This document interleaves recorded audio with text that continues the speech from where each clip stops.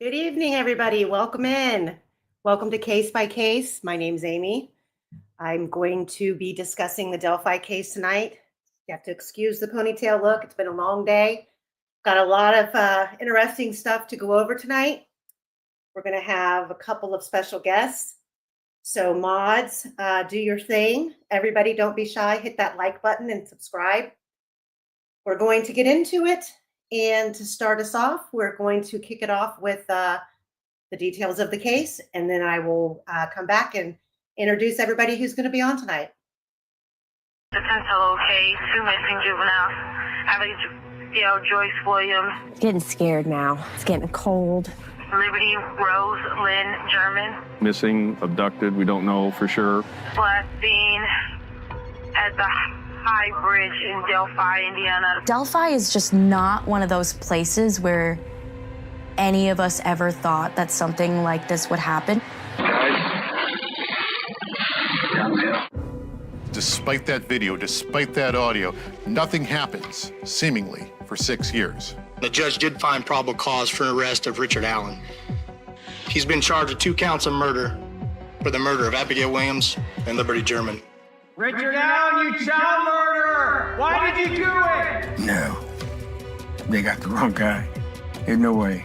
There are other people who were looked at for this. Shame on you! It's some sort of a religious sect/cult Shame on you, Richard! that follow Odinism. Shame on you, Richard Allen! I believe they sacrificed a girl and killed another one. And law enforcement insists no one's ever been cleared. Baldwin, can you provide any comment? Journalism. It's time for you guys to start being journalists.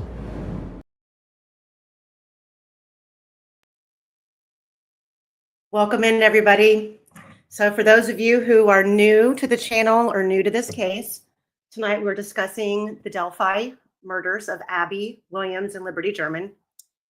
And tonight we're going to get into more opinions about the Bridge Guy video that was released this week. And joining me tonight is Cherie, as always. And I'd like to welcome Christine, the defense investigator who worked on the defense case with the defense team for Richard Allen. Of course, we know that she has some boundaries, but she'll be giving her input tonight on what we're going to talk about. And then later on this evening, I do have Reesi calling in a couple of times to kind of just, any loose end questions that we end up having later on this evening, we'll bring him on to answer those questions. So Christine, you want to introduce yourself and tell them a little bit about you? So my name is Christine. I worked on the defense side of things. So I was calling myself a defense investigator, and then it's more of a investigative consultant after my employer changed. So everything that I had was from discovery, and so it was my job to find facts. It was never my role to, prove anybody innocent. It wasn't to prove anybody guilty. So when I was officially working, it was just fact finding. So most of what I did was read through discovery, find things that had been missed, and then figure out how to explore them better. So a lot of it was, just reading. I think I spent 6 months doing nothing but reading for 60 hours a week. It was insane, the size of even the discovery that I had, and I didn't have it all. I only had, 8 gigs of information from early on in the case, and that took me forever. You don't realize how big a terabyte is until you're trying to read a terabyte. It was hundreds of thousands of pages. So when you say you had 8 gigs, how many gigs were given to, did each person get 8 gigs, and how many people was the discovery divided up between? It sounds to me like it was divided between, I don't know who else had the same discovery that I had, except for Erica. So we were hired by Jensen Investigations, and his drive went to him.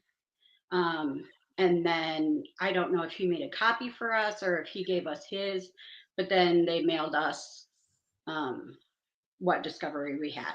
So I think that there was around 20 terabytes. I said gigs earlier, didn't I? I meant terabytes. Okay, yeah. So I think there was somewhere around 20 terabytes total. Information came to us in different, or it went to the defense and to us in different pathways. So Indiana has e-discovery.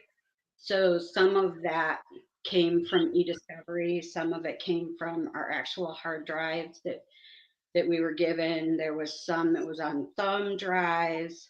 So there was the ways that it came to us was different, but our hard drive that I worked on was 8 terabytes.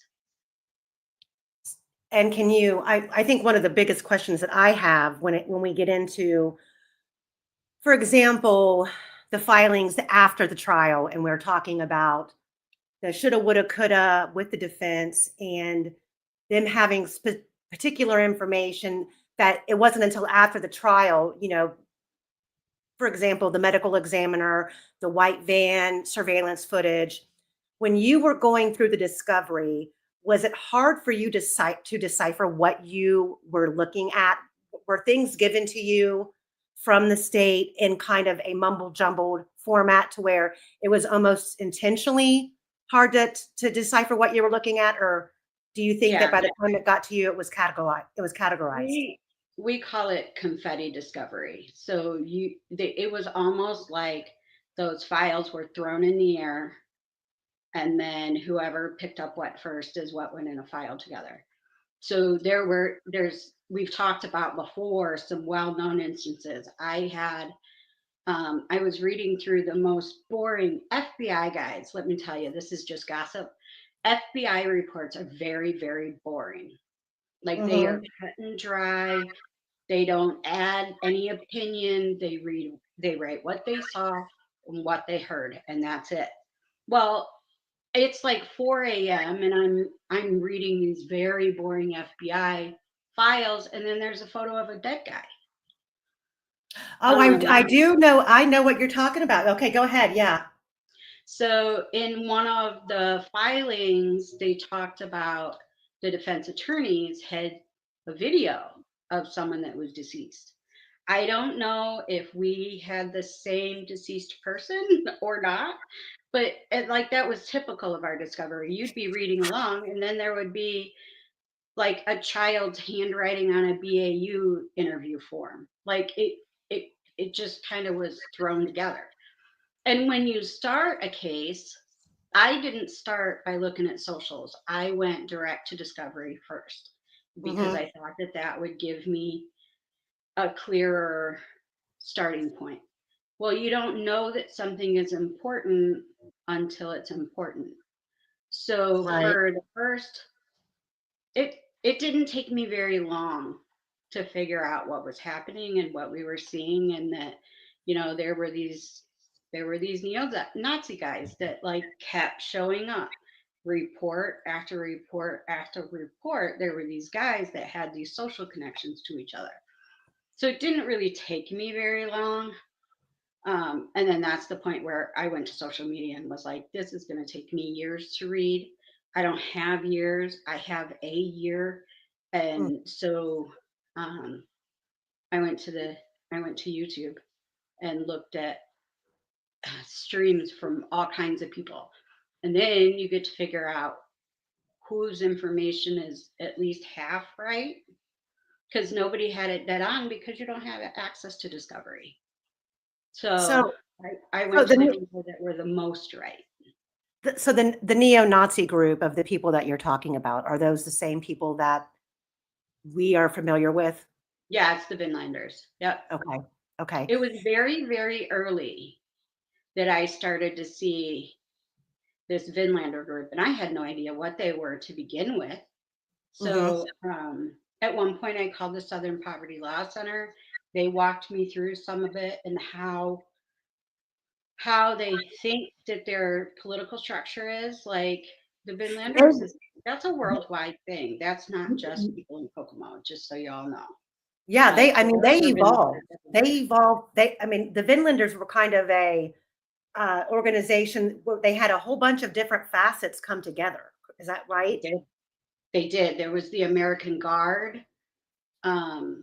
There's a couple of different biker evolutions that eventually led to the Vinlander Social Club. You've got some Proud Boy weirdness that also made its way into the Vinlanders. Not everybody is a Vinlander because they buy the religious aspect of it. Like, Vinlanders are supposed to be all followers of some sort of Odin stuff. Is that like the Asatru? Is the Yeah, so there's Asatru, some of them are pagan, some of them are the kindred, some of them are outlaw biker guys. Vinlander somehow, in Indiana anyways, has become this weird amalgamation of people that just hate other people. Like that's their commonality. In other places, Vinlanders are all Odin guys or Asatru guys or pagan guys. But this particular group, it's just neo-Nazis. So hate people. Okay, so let me ask you this. I mean, and I know that you have boundaries. Yeah. So when we look at, or when because we have not seen the discovery, and when for years we've been told tentacles. Yeah. When we're looking at as the public, looking at this case, do you feel that we have a diluted idea of what really happened, or are we very, very kind of spot on? We're just missing a few key factors, like hearing, with the Ron Logan and the FBI honing in on him. And over the years, we've heard that he was affiliated with some of these individuals. Is that far-fetched to believe, or is there some truth in that? So what's nice is that I found some of this stuff out after trial. So here's the rumor, and I don't know if it's true, so everybody go easy on me. There is a rumor that on the night of the 12th, not the night the girls disappeared, the night prior, there is a rumor that there were things happening in that area. So one of them is that there was a hog roast at Ron Logan's, and that some of these other yahoos were involved or were there for this hog roast, and that's kind of how they all came together. So that's one story. The other story is that there was an alleged militia training that they used Ron's property to do. Then you have the Tina Rodell stories about whether Megan Allen and her brother and her boyfriend and some other kids were out there. I say kids, young adults were out there the night of the 12th, and things were violent. So I have tried for a couple years to find a single soul that was either present or at Ron Logan's the night before the homicides, or knew somebody that was present, or had a photograph, anything, and nothing.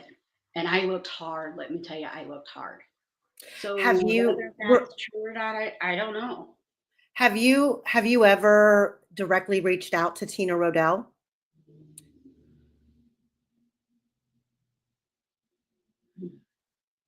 I can't answer that one. Okay. And for those of you in the chat, well, first of all, welcome everybody who's still coming in. Please hit that like button. It helps. For those of you who, I guess I can say that she was talked to, but I can't really talk about the outcome of that. Right. Well, for those of you who are watching, who are not familiar or vaguely familiar or watching on the replay, Tina Rodell is a woman who had a daughter, or has a daughter. Her name is Megan Allen. Megan Allen was reported by her mother to have been picked up on the day of the 12th by, I believe it was a younger guy. I'd say early 20s, late teens, possibly at the time. His name was Tyler French. Hey, Cryptex, how you doing?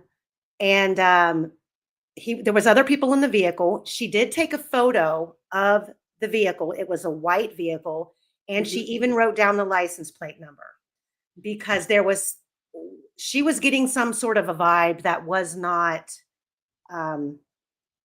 something that she wanted her daughter to be a part of. She asked her daughter not to go. Her daughter went anyway. Now, Tyler French, his stepfather, lives less than a mile of the Monon High Bridge. And although I've never seen factual reports of it, way back then, I'm talking 7.5 years ago, it was reported that these kids were all at Tyler French's stepdad's house, left his property and went over to the Monon Trail area and camped out overnight. And they were I guess they were cooking meth. And supposedly there was some sort of an initiation or a gang initiation to where Megan ended up being assaulted. And then other people in that little clique of people, other people showed up at the bridge, but this was all on the 12th and the early morning hours of the 13th, prior to Abby and Libby coming the afternoon of the 13th. There's been reportedly, and maybe you can confirm this, Christine, there's been reported a photograph of a handful of these individuals in the middle of the night on the bridge. I've never been able to find it. I do have several screenshots from Tina Rodell's phone from back then where she shows she was trying to contact her daughter in the 2 a.m. hour of February 13th because she had gotten some phone calls from her daughter where her daughter was hysterical. But so that's who Tina Rodell is. Yeah, I've seen those.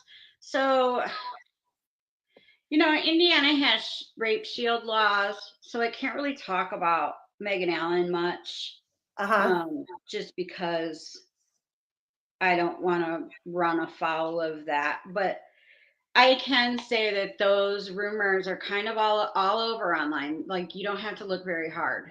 And so explore. Like, if you want to know who she is and what happened, feel free to explore. Now, as far as the picture of them on the bridge in the middle of the night, that's the first time I've heard that. I've heard that before. I know that there was a trail cam driveway showing their car. They were able to get timestamps and whatnot of when they got there, when they left. I heard it as a cabin. So we were looking for a shack at the time, right? Because all of these freaking shack references were everywhere. Doug Carter mentioned it in an interview. We had talk of it online. So we were actually looking for a shack. We were looking for some dilapidated building that the kids would drink in, right? And so mention of this cabin came up. It's more like a double wide trailer, kind of like it's a summer house. It's not something I would call a cabin. I think I feel like I might have a picture of it. I might be able to pull that up later if you remind me. I've got too much stuff loaded up in here. It won't let me add any more at the moment. So there is some indication that they were there on the 12th, the evening of the 12th. that they were at the cabin. And I have not seen anything that proves they were at the bridge. So, you know, that's the thing about trials. When you go between trial to appellate phase, the investigating doesn't stop. Right. Like the new appellate lawyers, they'll have investigators of their own. I do caution everyone that when you are talking to a lawyer or an investigator, that you better make sure that you're talking to a lawyer of record and an investigator for those lawyers. Be very careful about who, if you're going to call in a lead or call in some information, you want to make sure it gets to the appellate lawyers. So, and I'm not saying that there are any of the lawyers we all know about that should be avoided. This is okay. This is what well, I'm just going to take it from there real quick. So my personal opinion on that type of a situation is, if you have information, okay, we currently, at the moment, we currently have a man sitting in prison. Correct. That very well may be innocent. And Correct. if you want to provide information, seek privately, anonymously, contact his current attorneys. Correct. Do not think in this particular case that everything that you pass along is going to be handled with kid gloves. Absolutely correct. So that's my advice to all of you. There has been reported over the years evidence that was found randomly out there on the trails that was turned over, that the defense for Richard Allen never seen. Correct. It was never listed in discovery. It's as if these things disappeared. Correct. So whether you listen, everyone, whether you believe Richard Allen did this or you do not, okay, you are entitled to your opinion. Absolutely. What you need to understand is that it doesn't take a circus, deletion of evidence, hiding of evidence to prove someone guilty. Correct. So therefore, in this country, as a citizen of the United States, I would hope that you would all want the justice system to work for you. Correct. Equally innocent before proven guilty. You don't get shipped off to a prison and held captive for a year and a half and mentally tortured and forced to take, you know, psycho like medication that you don't want in order to stay in trial. You have the right to a defense. So, and I think that's why I have such a hard time with, I don't have a hard time with, you know, because I'll be honest, I'm on the fence. I am open to wherever the evidence leads. The evidence in this case has not proven to me who did this crime, how this crime happened. And they've had 8 years to prove it. To me, I have more questions now. And at the end of the day, I feel for the families having to go through this. But if they don't have the right person, this could happen again. Absolutely. So that's why it's so important to me. And for these, you know, this week, the video coming out, I know everybody was probably expecting, they had their own vision in their mind what this video was going to show us. To me, and I'm going to get into my opinion later, but to me, just hearing these two little girls' voices reminds me of how young and innocent they were. Yeah. And it's heartbreaking. Yeah. Yeah, So, you know, their families are suffering too. Like, I believe Rick's innocent, but that's just me. Like, that doesn't eliminate the suffering that their parents are going through, or their grandparents are going through, or their siblings, right? So there is a way to dig at whoever you think might have done it and still not be a trash human. You know what I mean? Mhm. Like we can still investigate without causing more damage. So that's why I tell people, if you have anything, I don't give a shit what side of the fence you're on. If you have something and you think the lawyers need it, send it. Because we heard, you know, we heard more after trial that would have been nice to know beforehand. Mhm. You know, and even I got my hand slapped by a guy, not actually slapped, but like, you know, I got made an example of because a piece of evidence that I was given was then not used in trial. Mhm. You gotta realize that when there is so much data, nobody can hold that much in your brain. You just can't. I Mhm. don't care how hard you've studied, you are going to forget things because, you know, your brain just can only handle so much. So, you know, it's important to keep that in mind too. And just because you think they already know it doesn't mean they do. So if you have something and you think that they already know it, send it anyway. Like, make sure that that gets where it needs to go because you don't know if they have it or not. And I saw today a statement that the new appellate attorneys had made in some sort of article, and they don't have discovery yet. So I don't know if that's true or not, but I know that it was said in a news article, and so that makes me think it's probably true. Well, I must. Well, I've been hibernating all day on this It was computer. So what did People I? Magazine. It was People Magazine, I believe. What they say? The appellate lawyers said that they had not seen the videos because they don't have discovery yet. So it wasn't the new appellate lawyers that revealed that video. So wait, they don't have discovery yet? Nope.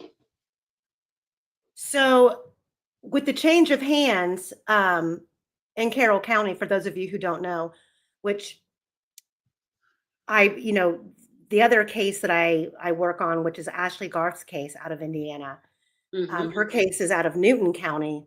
They are not when the verdict comes down and the person is sentenced or they're found guilty.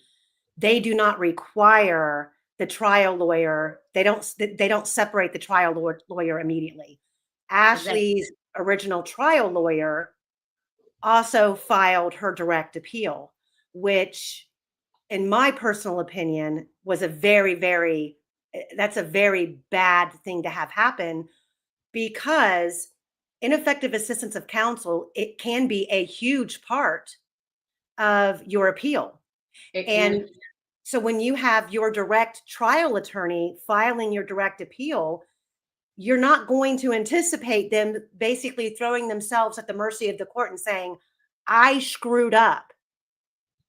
So in Carroll County, once Richard Allen was found guilty and he was sentenced, his defense team was removed and a new set of appellate attorneys were assigned. So in the changing of those hands, Christine, does the discovery that the defense had at trial go back to the state, or does the defense then hand that over to the appellate attorneys? What is the course of action there? I believe, I'm not sure. I'm not 100% sure. I only know what happened with our discovery. So our discovery package went from the lawyers to Jason Jensen and then to Erica and I. Then at the end of trial, we sent it back to Brad's office, Brad Rosie's office. I think that Rosie then has to turn it over to the prosecutor, who then turns it over to the appellate lawyers. I think. However, you all remember the last time that the lawyers were changed, when we sent all our discovery back to the prosecution and they gave it back to us when Brad and Andy were restated, there were files missing. There was less discovery given back to us the second time than was given to, I say us, let me fix that, the defense. So when after Libredo and Scremin were removed, Brad and Andy were put back, and then the state gave Brad and Andy the discovery back. It was like a couple terabytes or a couple 100 megabytes. I don't remember exactly how much was missing, but there was evidence missing. So Libredo and Scremin had no reason to erase it. So I don't know if something got lost in transition or whatever. But I'm under the understanding that it has to go through that process again.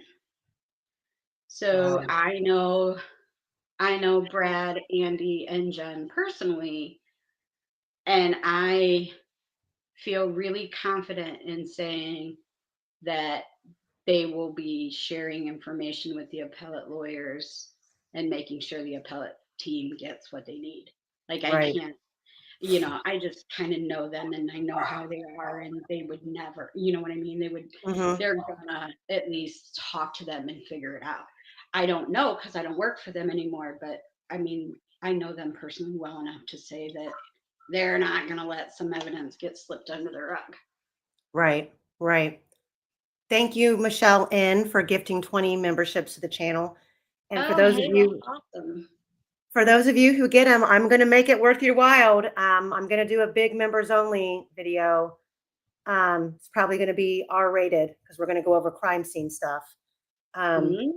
So snag those while you can.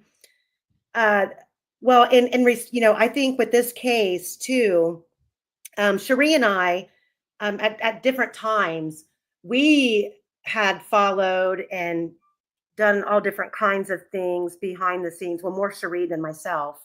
I was more of a quiet, do my own research type thing on the Stephen Avery case.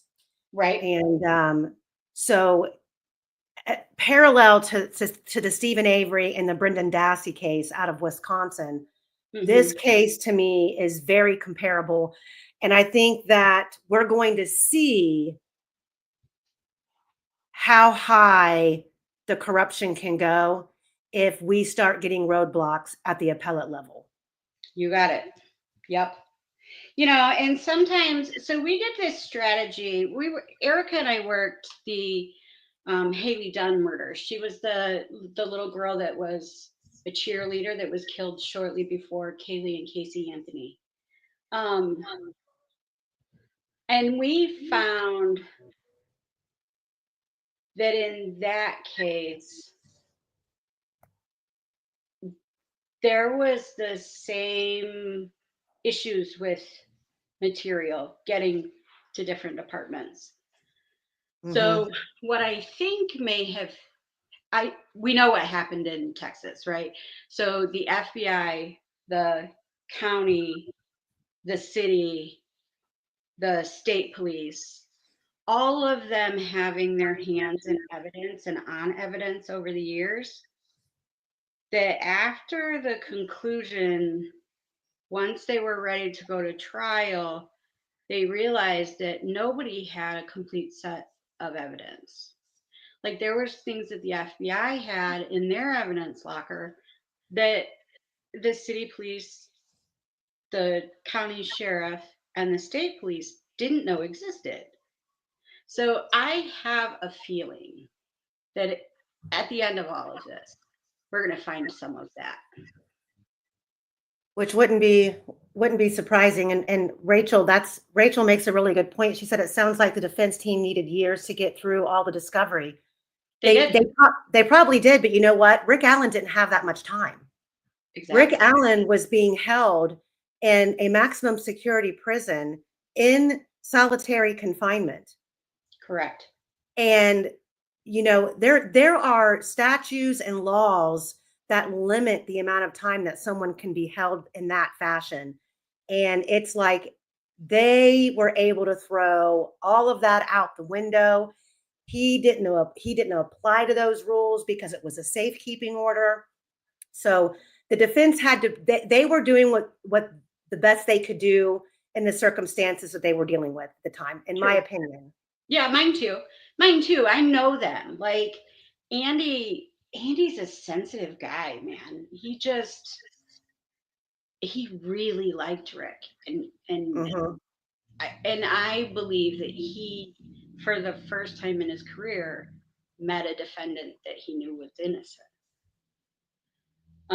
You know, and that makes you do a whole different level of fighting. You no longer care if everybody laughs because you think that it was Odenus. You don't, you know what I mean? You don't. He was so sure that Rick was innocent that he went to all lengths. And then, you know, they brought Jen on towards the end. Jen wasn't there from the beginning of the investigation. She was there. They tried to dump a whole nother batch of discovery like 4 or 5 months before trial, I think. Right. I don't remember exactly how long it was, but they like sacked us with a whole ton of new information. And so that's how Jen ended up coming, is because they had all this new information go through. They needed help. Those O'Brien files are massive. One of them is 48,000 pages. I read a 48,000 page file. One file. That's insane. Oh, so insane. So insane. Like, you know, and then afterwards, we know like all of the dirty secrets in town. They were interviewing every guy they came across. Like Packers gave them an office to use because they were interviewing so many people. So they would just bring in one guy after another because their phones were all in the geofence because Packers went inside the geofence. So they were just like the massive amount of interviewing that they did. Just reading that is enough that will take you a year. Like, I bet. Yeah. And Eagle then eye. Disinformation folks, not only were we trying to do that, we were trying to catch up to speed, but then you have some people who may have decent intentions, I suppose, but just wreaking chaos. Like when somebody tells you an untruth and you know it's untrue, sometimes they believe it. So, you know, you try to be compassionate and either don't fight. I have learned to just let it roll off. But in the beginning, I was like, no, that's not right. This is the truth. Well, you can only do that for so long. And you have to be careful because we were under a gag order too, which made investigating almost impossible in the standard ways. Normally what you go out and canvass and you call people and ask them questions and whatever. We couldn't do any of that with this gag order. So we were kind of had one hand tied behind our backs anyway. Just well, and you really learn really quick too that, I mean, everybody's got an agenda, and and you really it takes. I mean, it's so strange, you know, because I have followed this case from day one, but you know, there's a lot of good creators out here who've done a lot of great investigation work behind the scenes, and I don't think that think that we get enough credit for it, especially when I think that a lot of people locally are more willing to speak to us than they are law enforcement. Absolutely. For obvious reasons. And, you know, I'll put it like this. I have a couple of people. I had for about a year and a half, I had an individual who worked with me, and, you know, I work a 40-hour-a-week job. I work a regular job, and I do this, you know, part-time. But when I started working on Ashley's case, I had someone helping me do research. And like every morning at 8:00 in the morning, she would text me, hey, what am I looking for today? What am I doing today? And then like over the weekends, her and I and Cherie and a couple other people, we would pull ourselves in to a Discord That's like meeting. me and you. That's funny because that's like me and you. You're like, what? You need anything? Yeah, like and you start to learn where your dead ends are. You start to learn where, oh my God, that's a can of worms that we just happened upon. And you know, it's very strange because I do not live in Indiana, but I feel like I know Indiana better than the state that I live in. Yeah. So it's, I can only imagine the unturning of that that whole file of tips and trying to dig in and figure out, you know, who really was tipping someone in. I mean, and I'm sure I'm not the only creator who gets it, but I mean, we get bombarded email after email with, I'm talking pages of information, and you're like, it's like whiplash. And you got to be careful because I'm like, okay, then you find out the person who, you know, is tipping, they're tipping in their ex-husband that they're in a custody battle with. You know what I mean? You're just like, you can't go down every rabbit hole. So we had a hard time with that, especially because on the internet, so many people are so good at so many things, you know, and then so we had people who knew a lot that were just wrong. So for years, we had to just let that wrong information lay there because we were gagged and we couldn't correct it. So then when you come along after a trial, now that our mouths have been freed, you come along after a trial and say, well, that's not exactly right. And man, some folks get mad. I have really made some people mad. And it's not, I'm not like saying that you're stupid. What I'm saying is that just isn't it.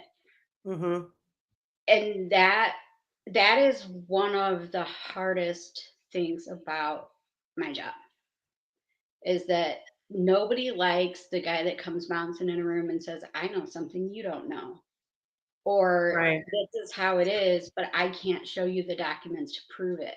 I hear that a lot. You know what I mean? I hear that from people a lot, saying, well, then prove it. I can't, it's against the law. So not only is some of it against the law, like we can't, there's a list in Nick's motion to seal the evidence. There's a law quoted in there, and that law is what we as experts, because technically your investigators are experts, so we don't exactly work for the defense. We're not hired directly by them. They make a contract with the firm, and then the firm employs us, right? So you're like subcontracted. Exactly. That's exactly how it goes. So that law says that we can't share any photos, we can't share autopsy information, we can't share any documents.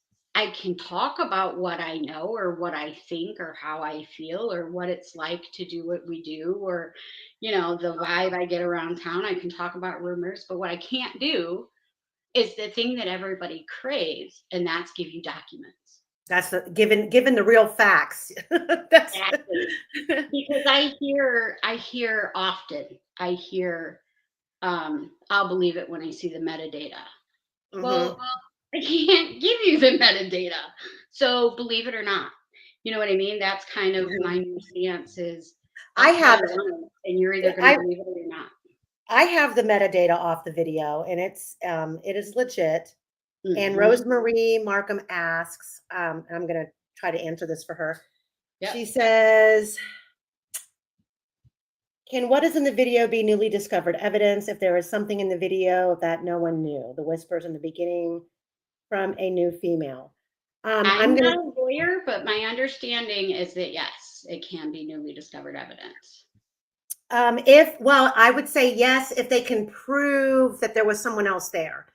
Otherwise, I would say no, because the video has already been introduced as evidence in the trial.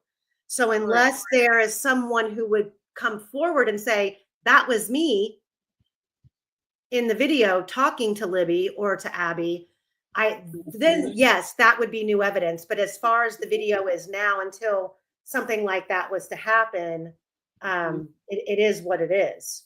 So I'll tell you, that video, when I saw it in court, first of all, I was angry.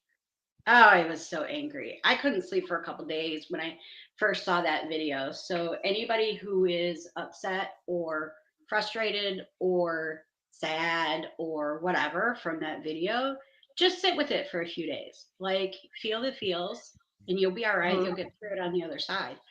But I'm not going to gaslight anybody and say, oh, well, that shouldn't bother you, because it does. And it did me. It knocked me for a freaking loop. And my specialty is crime scene photos. I stare at those for days and days and days. But that video, even though there's nothing violent in it, that video, I was so angry. I hadn't seen it till I was in court. And they showed us all three versions. Well, there's 2 video versions, and then there's an audio version. So we saw the unretouched video first.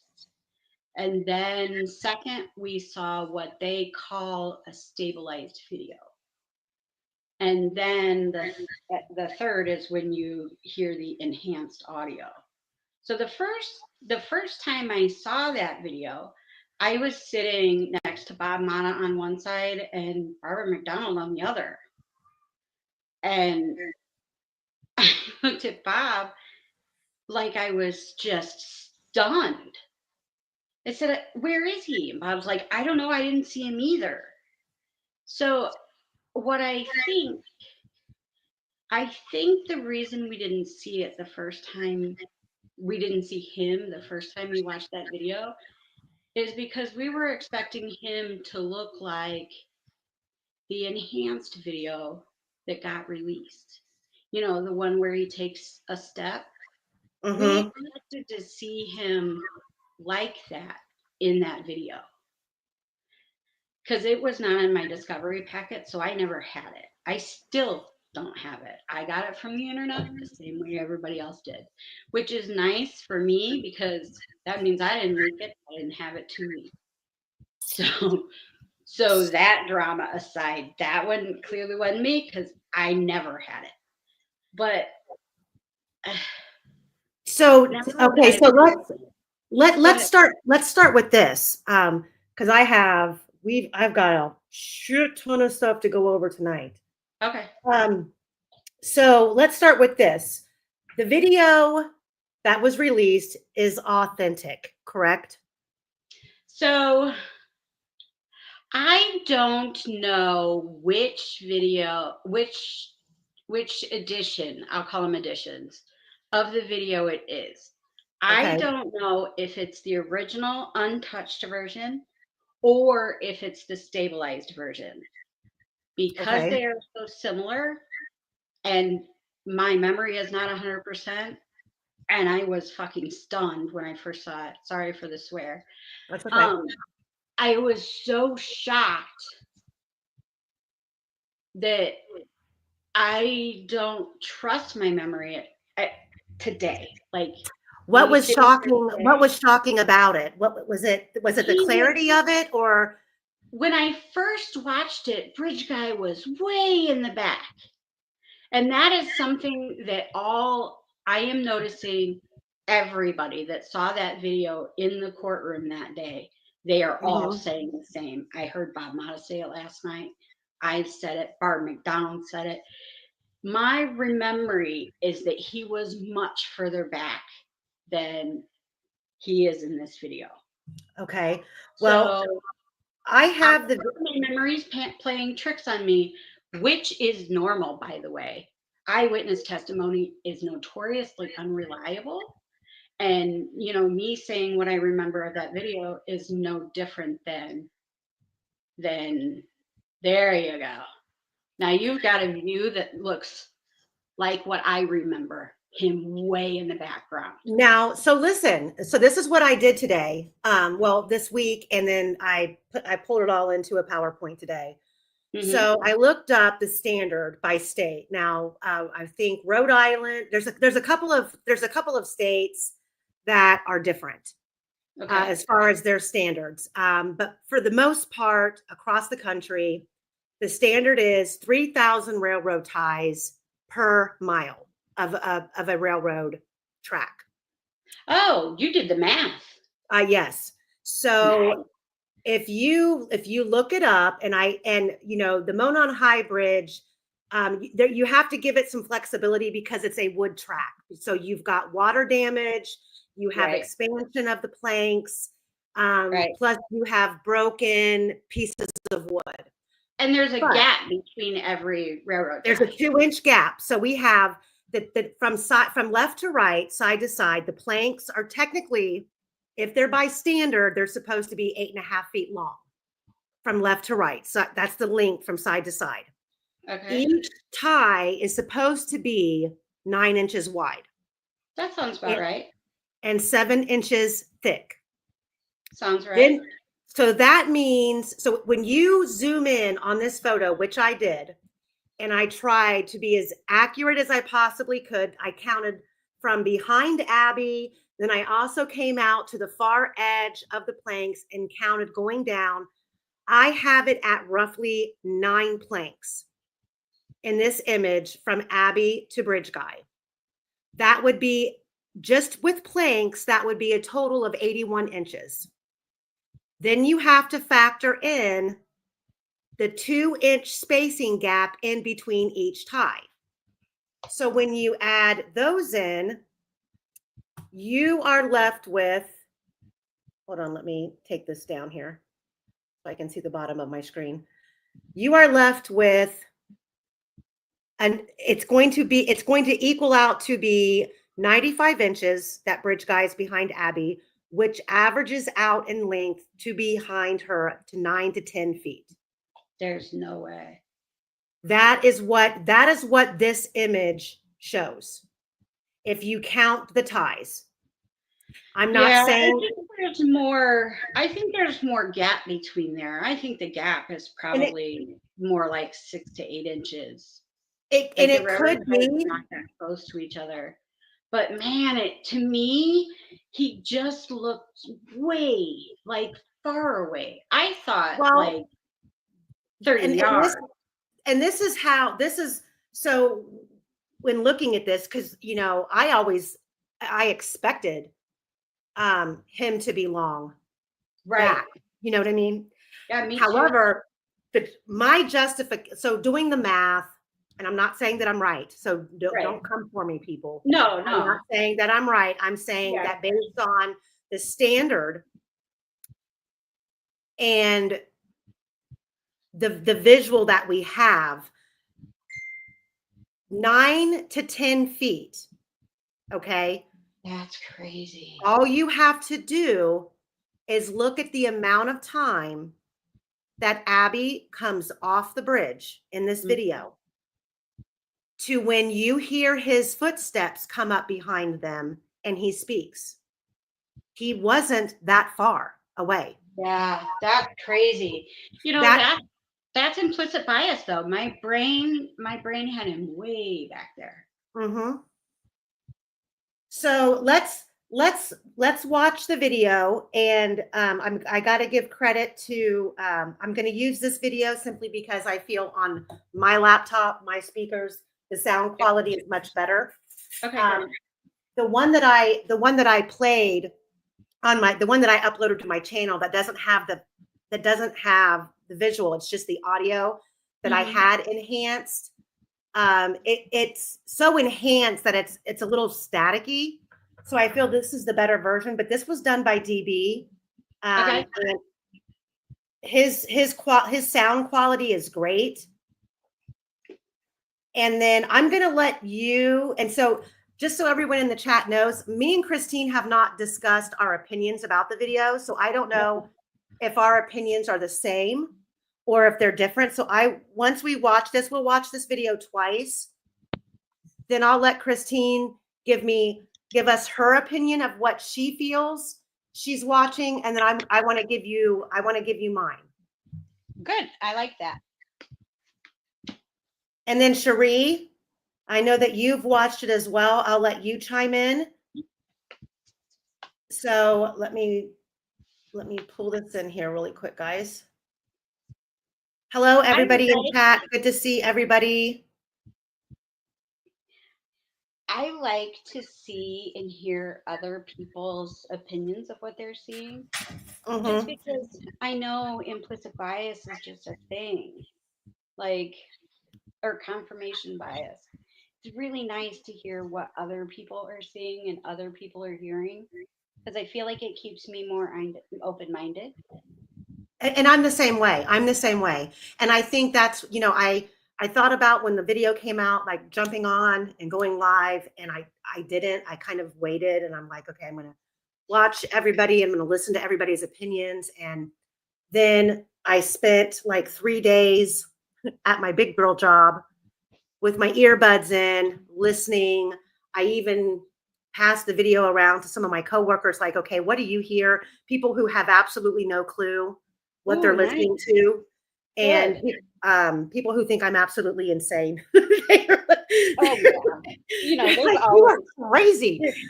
There's always going to be somebody calling me crazy. So I know that feeling very, very, very well. They're always like, you're listening to a trial, aren't you? And I'm like, well, something like that. So I'm going to play this. We'll play this a couple of times. And then we'll let Christine and Cherie give us their opinions.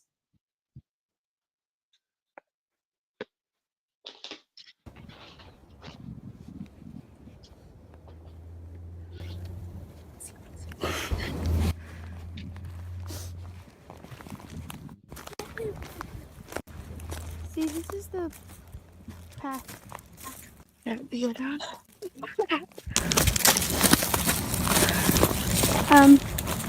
There's no path going there, so we have to go down here.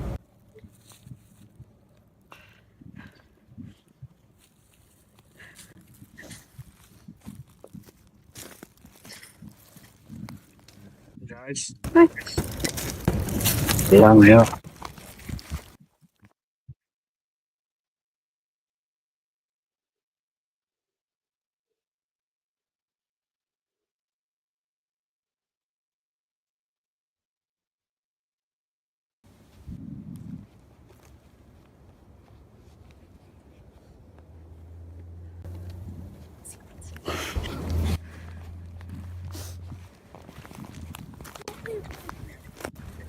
See, this is the path.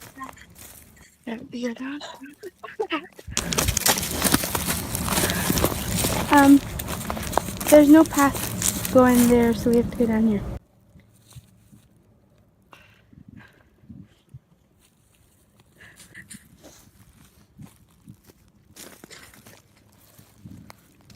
Guys. Hi. Yeah, I'm here.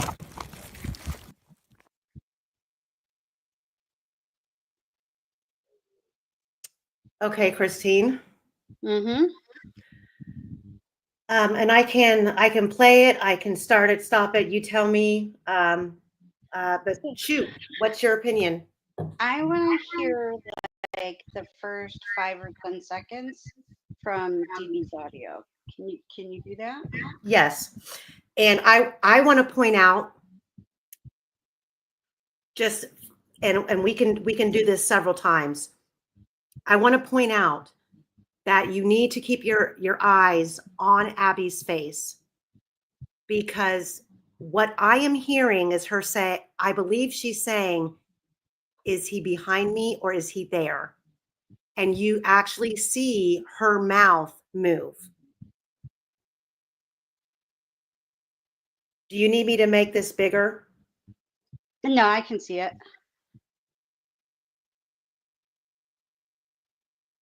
If I make it bigger, okay.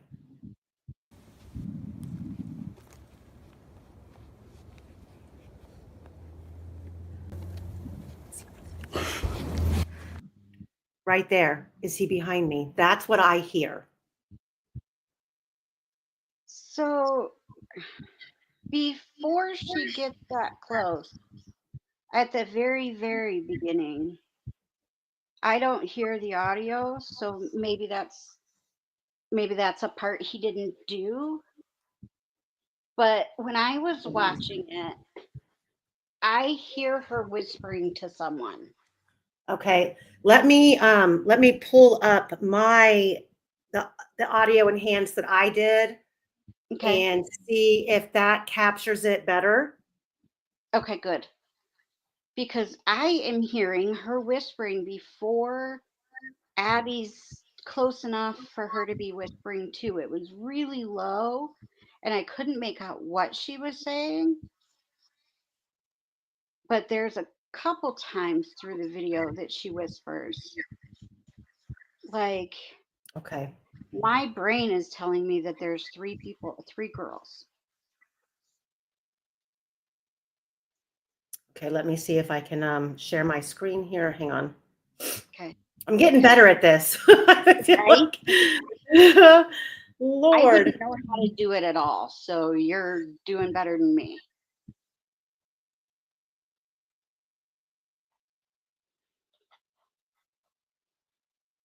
Okay, so here is the audio that I had enhanced. I hope it's louder. Okay.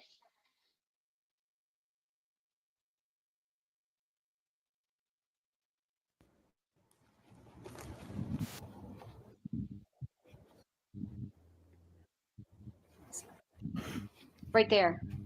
Right there. Okay.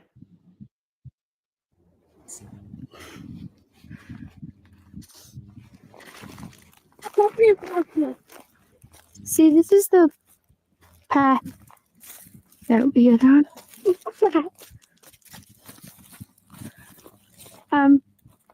There's no path going there, so we have to go down here.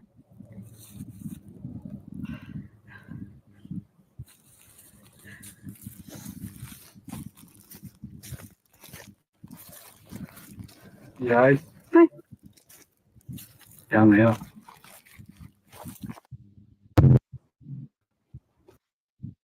I'll play that one more time. Okay. Let me see Can if you play it from? Yeah, that's from the very beginning. Yep. Okay. Right there too. I hear the whisper. Yeah. So Libby was too far away for her to be whispering that quiet. So who was she whispering to? Or, I mean, I think for me, what I tried to do was, for one, I tried to listen to the steps of the gravel and also watch the shadows. And I personally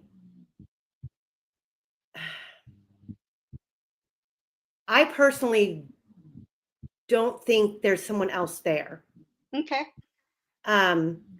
Just listening to the footsteps, and when you watch, so like when you watch the shadow,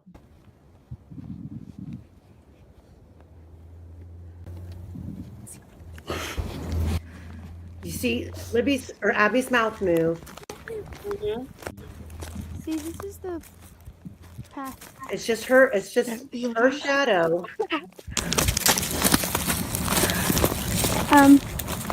There's no path going there, so we have to go down here. See those two shadows right there? When you look at Libby's own shadow, it also looks like trees until she moves.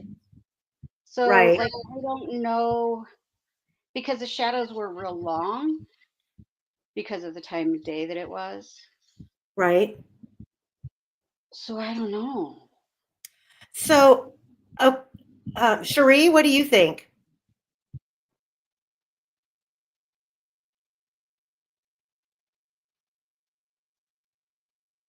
Wait, did we lose her?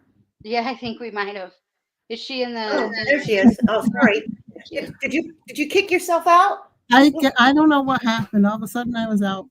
But which part are you saying? Do I think there are 3 people, or? Yeah, I mean, just overall in general, do you think, I mean, what do you think that you're seeing in this video? Basically what you all have discussed. I'm not sure about the third person. I haven't been able to listen enough times and close enough to discern that. I don't know what to say that you haven't already said. It's overwhelming, huh? It is. Yeah, I was shocked.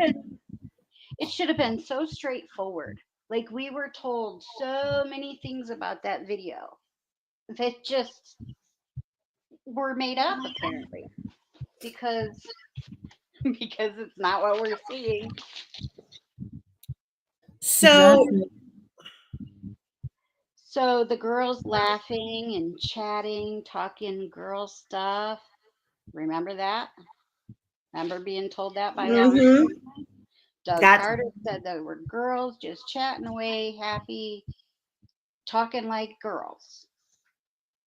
No, they weren't. There was none of that. No, they weren't. So why say that? Yeah, I mean, and yeah. So what I took like all week to digest the video, and I'm not claiming to be an expert. I'm not anything like that. And maybe I'm speaking from a girl's standpoint and a mother's standpoint. And then I'm gonna throw this in there because I don't think I've ever discussed this on my channel before.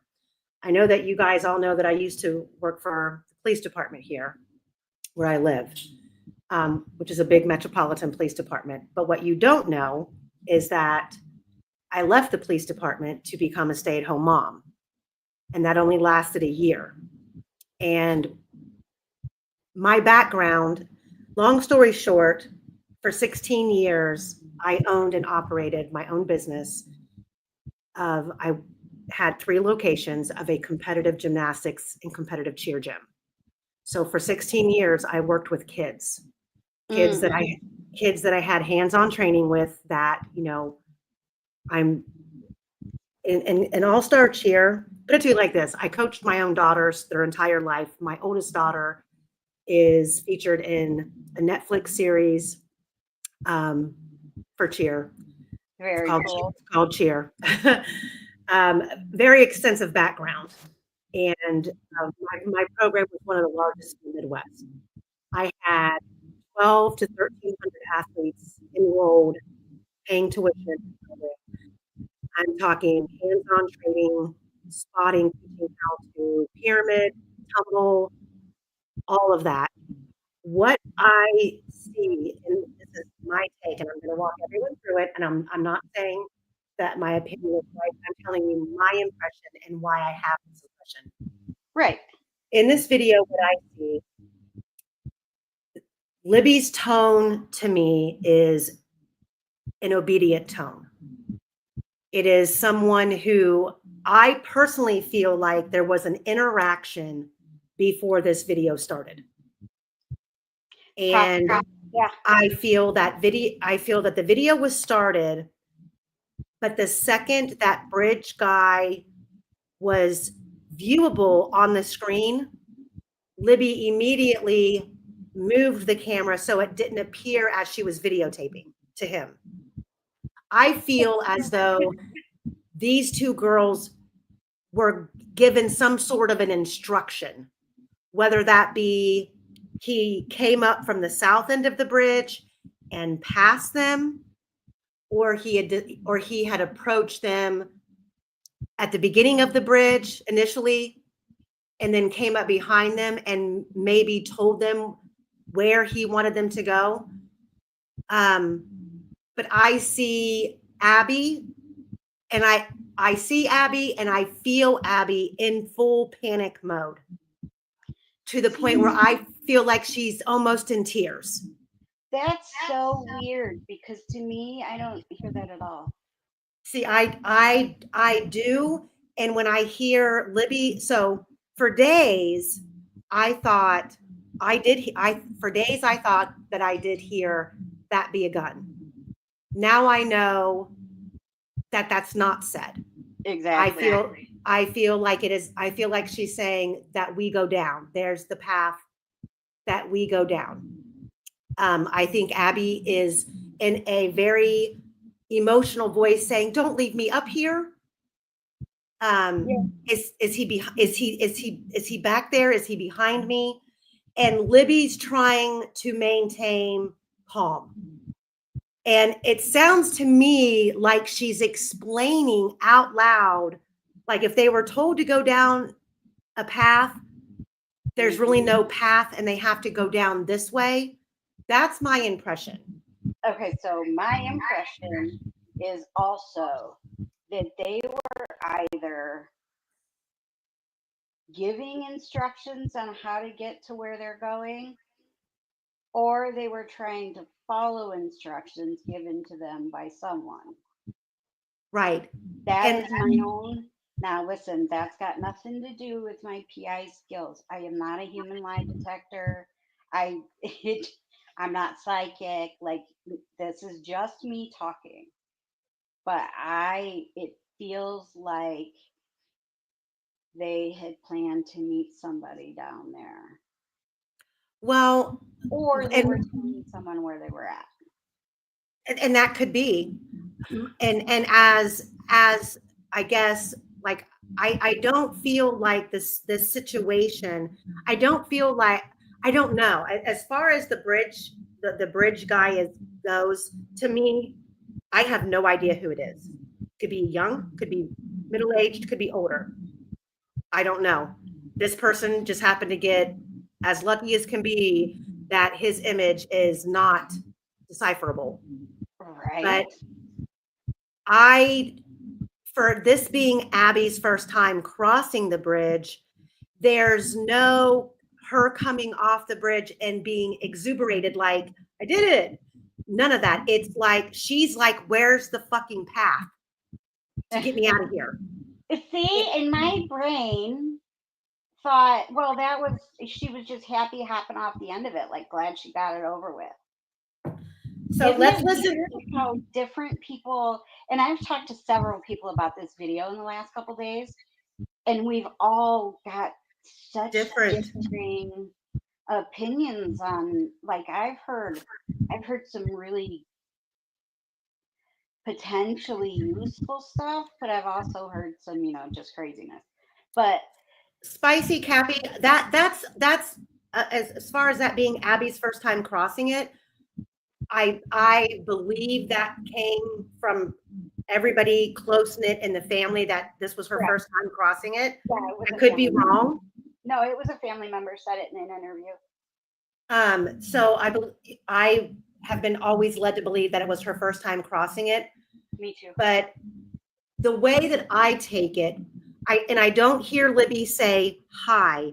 I hear Libby say, huh? Yeah, like me too. Yep. I hear her say, huh? And what I'm seeing with the camera is when Abby runs by, Libby turns around.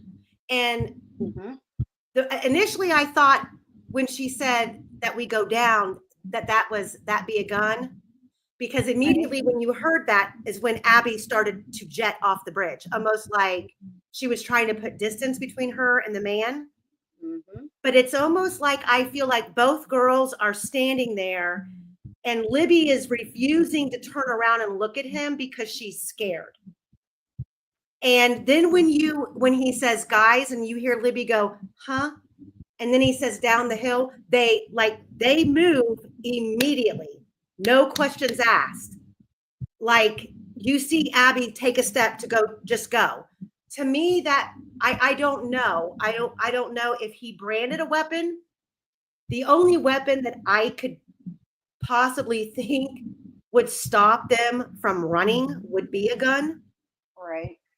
But I don't hear a gun being racked. I don't believe that Libby said that be a gun. Now I don't think that's what she said. no two little white girls from Delphi are gonna say he got guns like that, or that be a gun. No, that is just not. That is just not something that people from Delphi, especially Caucasians from Delphi, are gonna say. Like it was just ridiculous when we first heard it. Like the first time I heard it hypothesized that that's what was being said, the mom in me was like, "Yeah, no."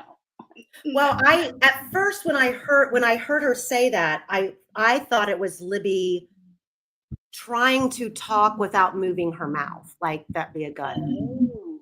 Yeah, You see what I'm saying? Yeah, That's what I took it as, because let's watch it. But I don't believe that's what she said. So right.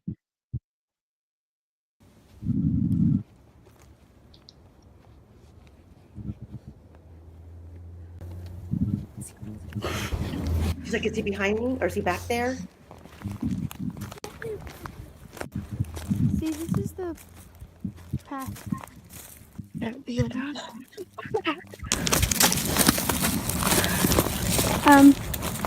There's no path going there, so we have to go down here.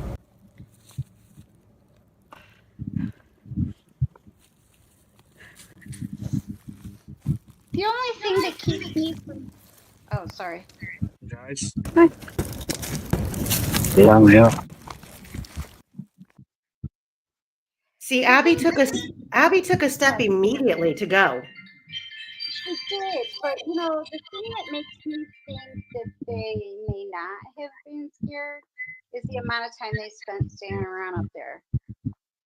Like if they knew something bad was going to happen, Libby would have just pointed down the hill and down they would have went.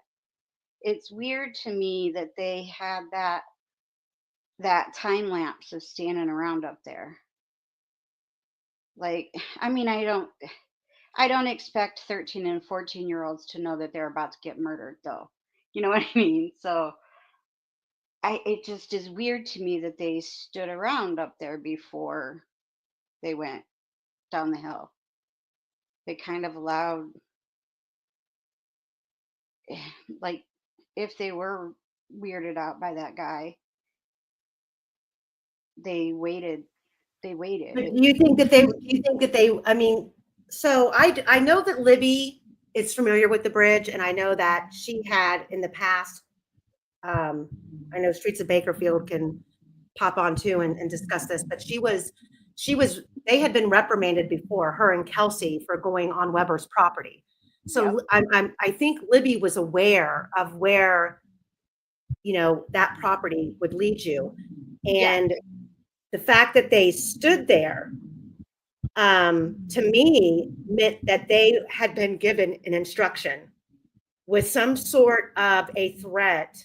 So here, let me kick this in here real quick. You know, somebody... Hold on a second.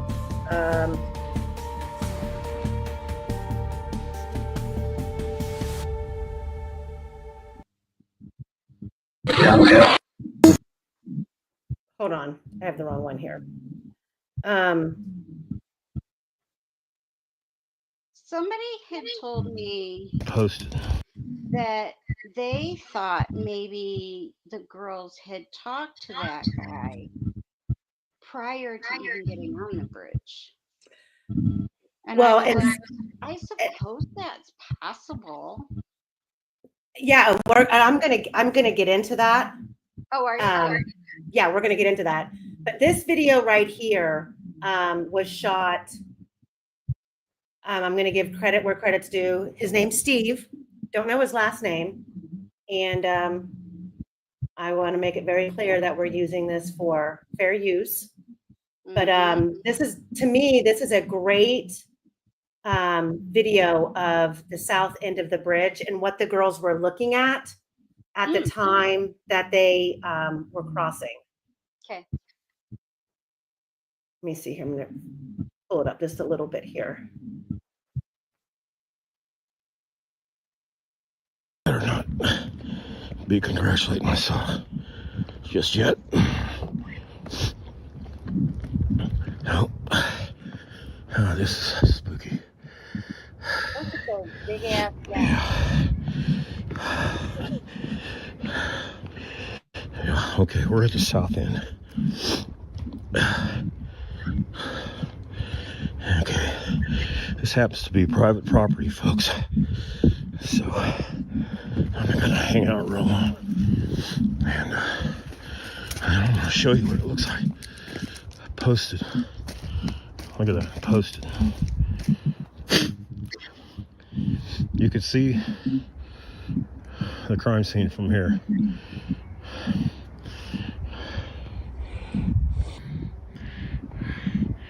Right over the creek there. Okay.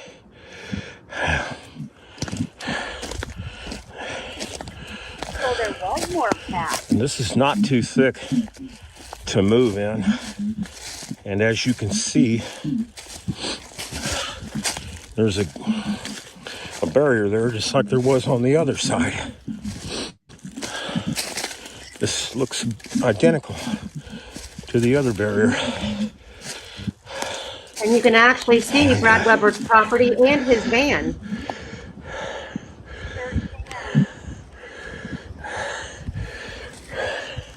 See, that makes me think even more that they were following and somebody. But why wouldn't you just, if there was path there, why wouldn't you just haul ass? Okay, say that again. That makes me even more confident that they were following somebody's instructions, because the path kind of didn't end. Like, right, they could have hauled ass. Like, why go down the hill? Like, now I'm even more confused. I've never seen this end of the bridge before. I didn't realize that, like, that well-established path was there. right. I mean, that's definitely why I like seeing the girls stand idly still at the very end of the bridge when they had options. I mean, if something hadn't been said to them prior to them getting off the bridge, like I think Libby would have been hoofing it, or I mean, Abby would have been hoofing it faster off the bridge, and they would have taken straight off.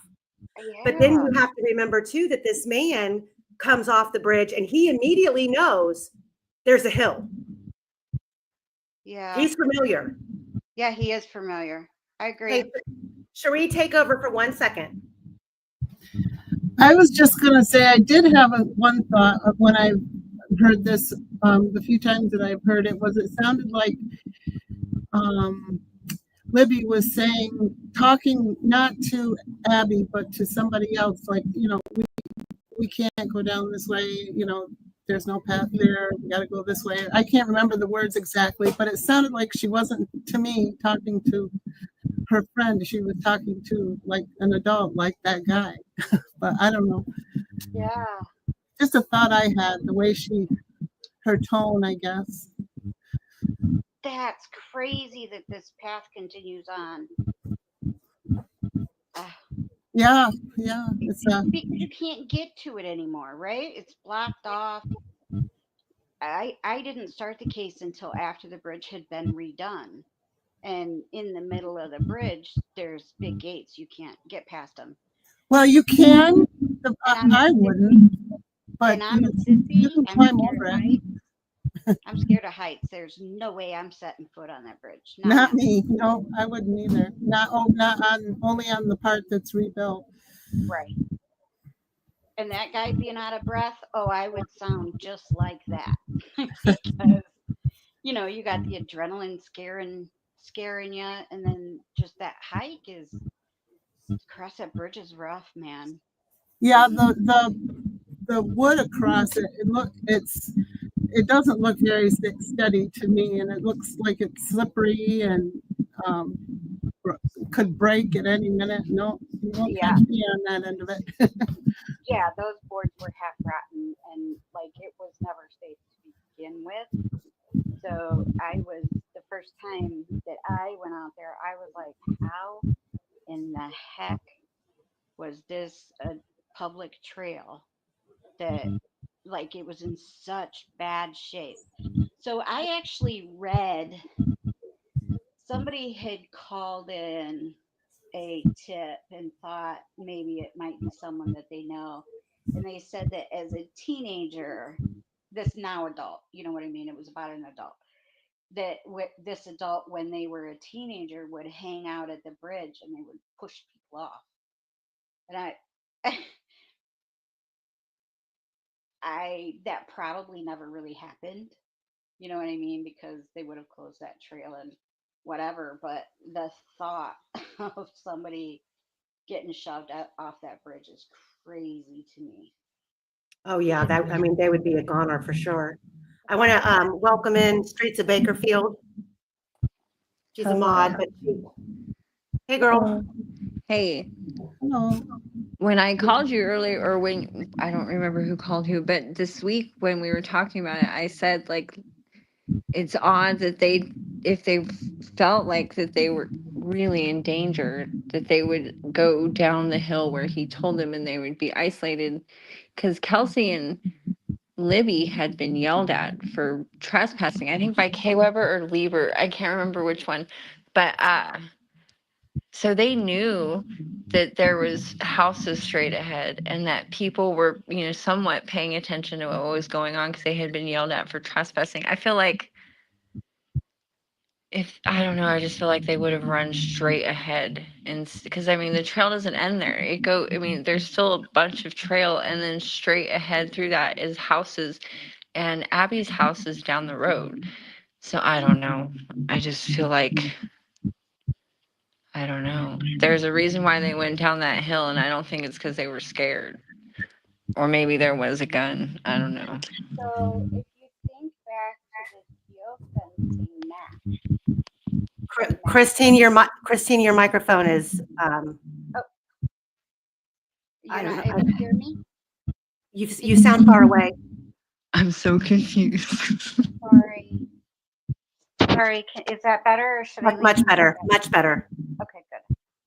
So if you think back to the geofence map that the state accidentally gave to defense, I mean, okay, so the thing about this geofencing, the map with the phones on the that got released, right? They put it out with, I think, the Frank's memo. There were some phones that were unaccounted for. There was Libby's phone, and then there was like the victim 2 phone. We think we know whose that is. But there was also a group of 3 people that were standing around right near the end of the bridge. Right? And that map is public, so it's not like I'm talking about secret discovery stuff. But right under where the girls were at is that private drive. So we've got 3 unknown cell phones kind of milling around right there. So were they going down? And can you discuss the time frame of that? So they did the geofence from noon to, I think, 4 or 5. So they kind of got that whole afternoon. So the story went, Brad and Andy had to file a motion asking for the geofence data because they found out that there was geofence data because there was this map. Now, when they asked for the report for this geofencing stuff, they said the Nick's response was that they don't have it. There is no report. And Brad and Andy were like, can you see my screen? You can't make a map if you don't have the report. That's it. So you can't make a map unless you have geofence data to make the map with, right? So if we know that there were unspecified, unknown phones milling around the area, to me, that makes me wonder if there wasn't somebody sitting under the bridge. waiting. Okay, so when Reesi called, he just called, and I've got him calling back, Oh, I'm so we can. So no. For him to discuss, the starting point of what he was told. Let me pull this in here real quick. So, oh, wait a minute. Let me hide these comments real fast. So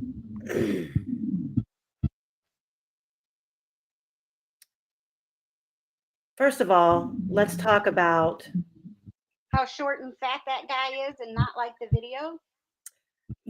how the forensic photos have changed. Right. And you go from what I noticed the most is the change of shade in the jacket and the style of hat, how it's evolved. So you get to this far right image and you've got this ball cap with a hood over top of it. Yep.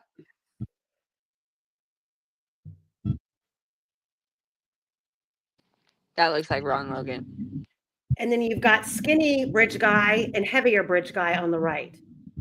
Yeah. Mm-hmm.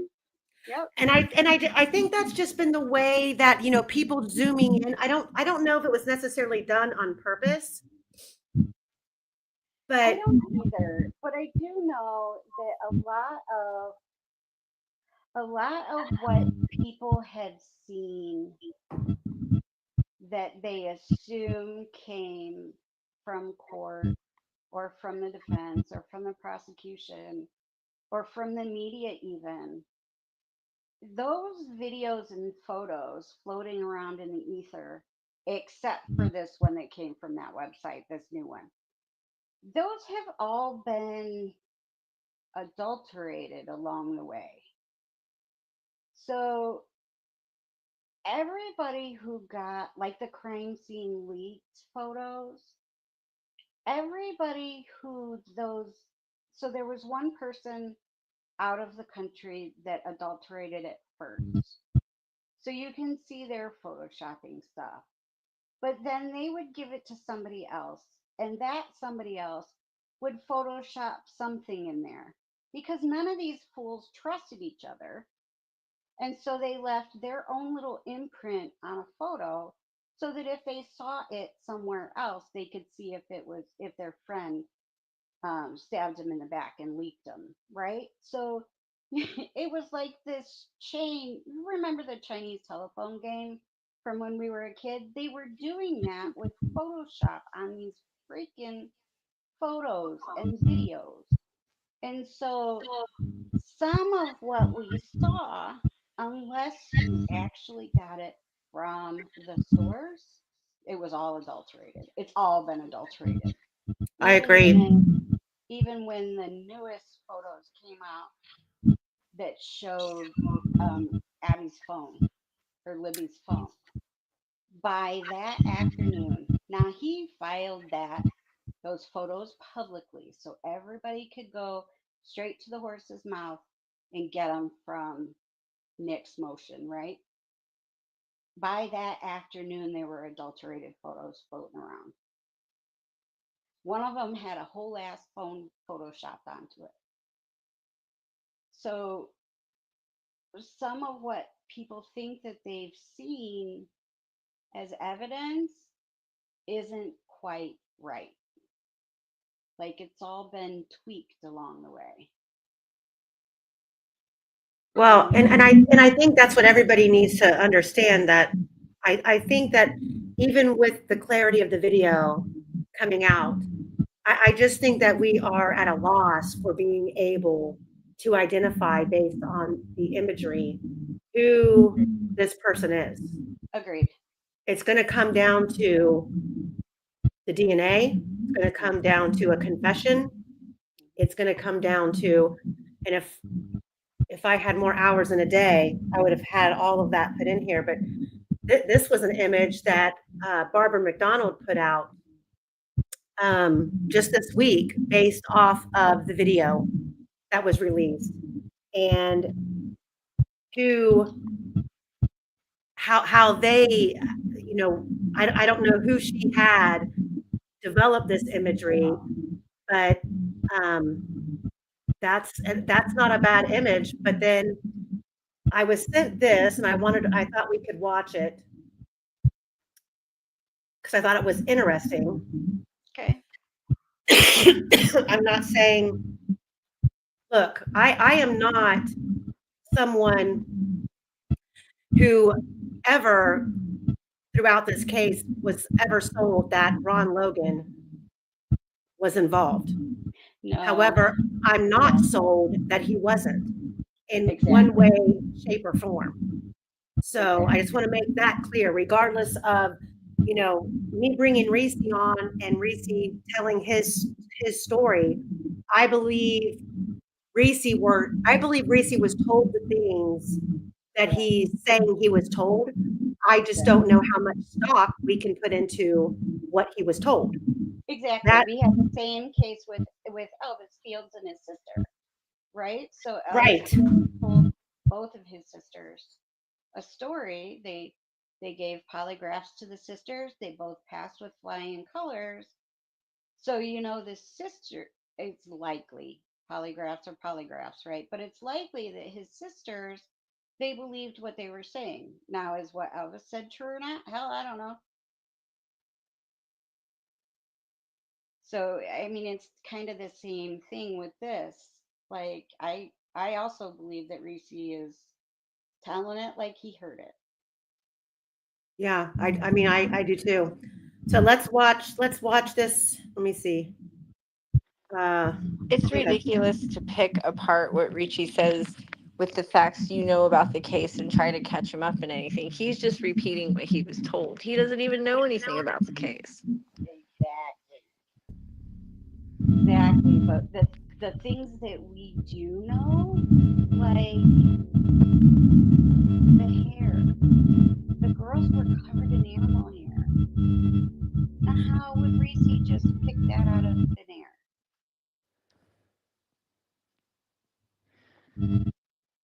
So, to me, Hey, Christine. Yes. Oh. Do me a favor. Back out and then come back in. Okay, good. Sounds good. Okay, we'll wait for you. Every time you say her name. Oh yeah. I'm like, what? Huh? Yeah, that's one of the things, like, people keep trying to pick apart what Ricci is saying, but it's just like, he's not saying that's what happened. He's saying that's what he was told.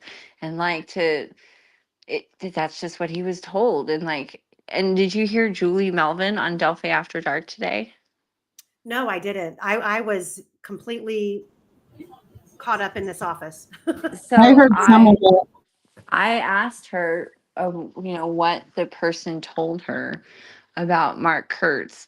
And it fits into like what Ricci's saying that Mark Kurtz and Ron Logan used to like to troll around town and look for like really young girls and pick up on them, and that he didn't like it, so he stopped hanging around with them. But they used to like try to like pick up on young girls and or something like that. And I was like, that kind of fits what Ricci was saying. Mm-hmm. Okay, so this YouTube channel, they have it as Ron Logan. So we're going to watch this. I'm going to give all the credit to them. I didn't have anything to do with making this video. I think it's just worthy to share.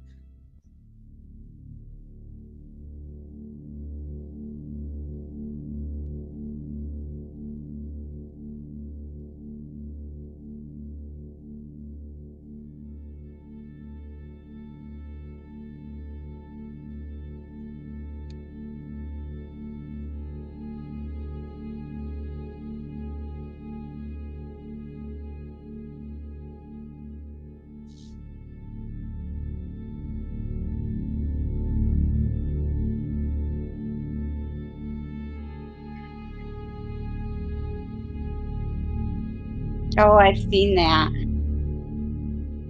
That dent in the cap has always made me go, huh? Right.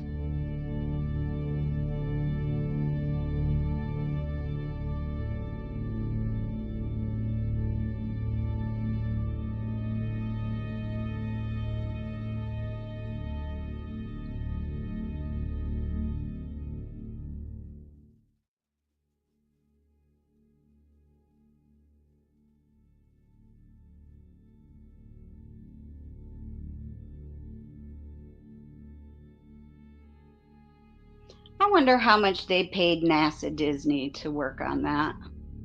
I bet you they bought some software, and on the front of the software it said used by NASA and Disney, and so that's why they said NASA and Disney.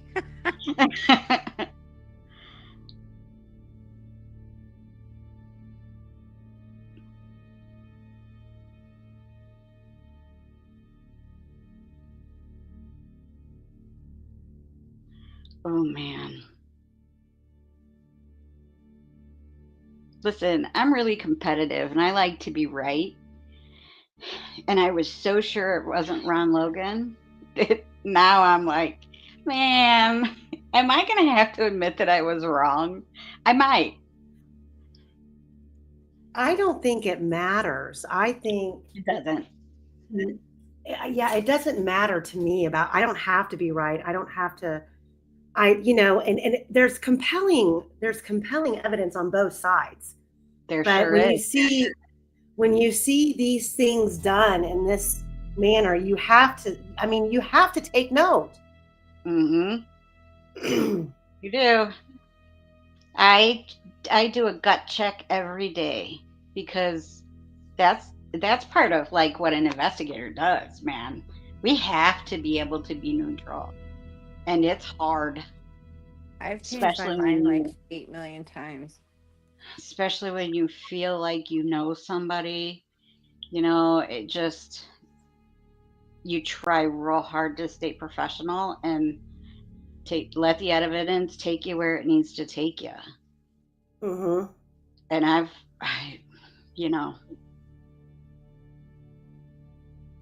Well, this video goes extensive. I can link it in the description for people if you guys want to watch the whole thing. Yeah, I do actually.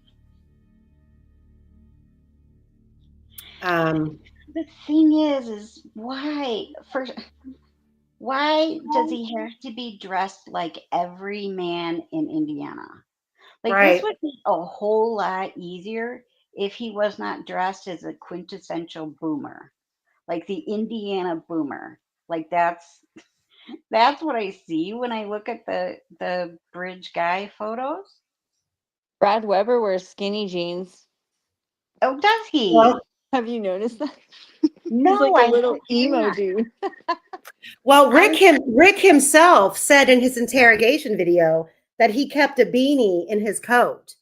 And that if he was wearing a hat, he didn't say he was wearing a hat. He said if he was wearing a hat, that it would be the skull cap. It would be the beanie. So But one of the things that folks like to say is, well, he said he was there at that time, and he said he was dressed as bridge guy. hey, Neither one of Arlen, those how is are you? true. Neither of those is true. Rick didn't say he was there after 2. No. Rick, what Rick said, I can't remember the exact hours, but it was like from 1 to 2:30. He was like, "Well, I was there between 1 and 2:30 or whatever time he said it was." He didn't Mm-hmm. say he was there from that start time to that end time. He just said that he was there in some period of that. So Rick really could have been gone before the girls ever even got there. So, and that's from Rick. That's from his interrogation. That is Mm-hmm. what was played in court. So, like the whole Rick said he was there at that time, he didn't. It Right. can be manipulated to sound that way, sure. And they tried that on the stand, and there was some fireworks back and forth between the defense and the prosecution during that exchange. But he also didn't say he was wearing a blue jacket. He said that he was either wearing blue or black. Well, because that's what every guy in Indiana wears. And he was in jeans. Now, the witnesses have seen everything from dressed all in black with combat boots to a denim jacket. One of the witnesses said his jacket was denim. And then, we have this photo of this guy, but we don't even know that this guy is involved at all. There's no kidnapping on that video.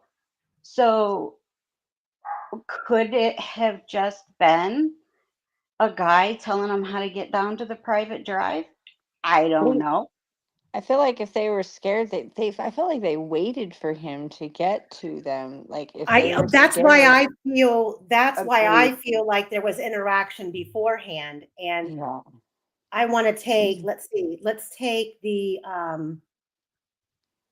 So maybe she was telling him this is the path that we go down and not well, Abby? I mean, it's possible that Makes sense. it's possible that he said when we get up here we're going to go down the path.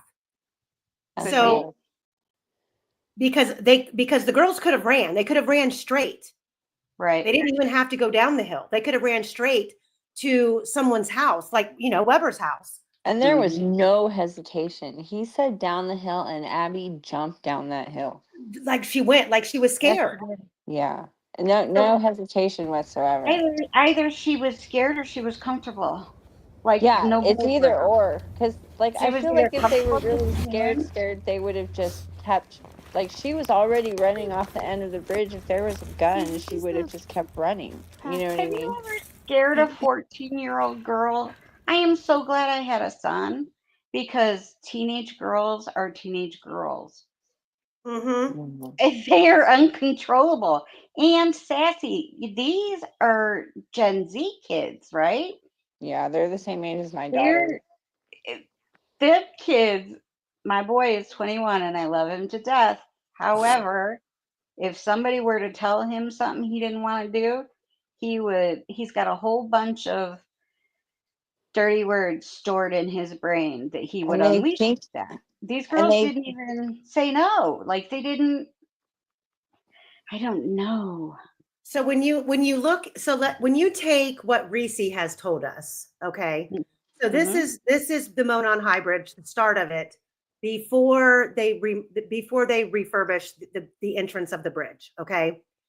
Reesi says that Ron Logan claimed the girls were looking down the ravine at rabbits when he first approached them. And I'll let him tell that story tonight when he calls again. But he says the girls were looking down, and I'm assuming one side of the bridge or the other, which is a ravine. Now, mind you, Reese's never been here to the bridge. Oh, yeah. But he said that Ron said they were looking down a ravine at rabbits. And he approached them and he said something to the effect, well, I have rabbits.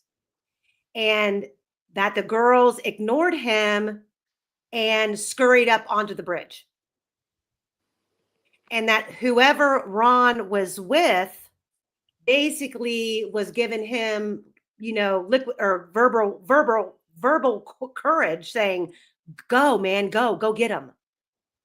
And that the second time that Ron approached them, he was by himself on the bridge. But this picture over here, I mean, could the girls have been looking at rabbits on either side of the bridge? Yeah, I mean, yeah. When I was out there with Bob and Allie Mata, we took a drive out there to the bridge. So we parked at the cemetery and then we walked down to the Mears entrance and then entered through that way. Right. And right before we got on the bridge, a deer or squirrel something was playing in the leaves.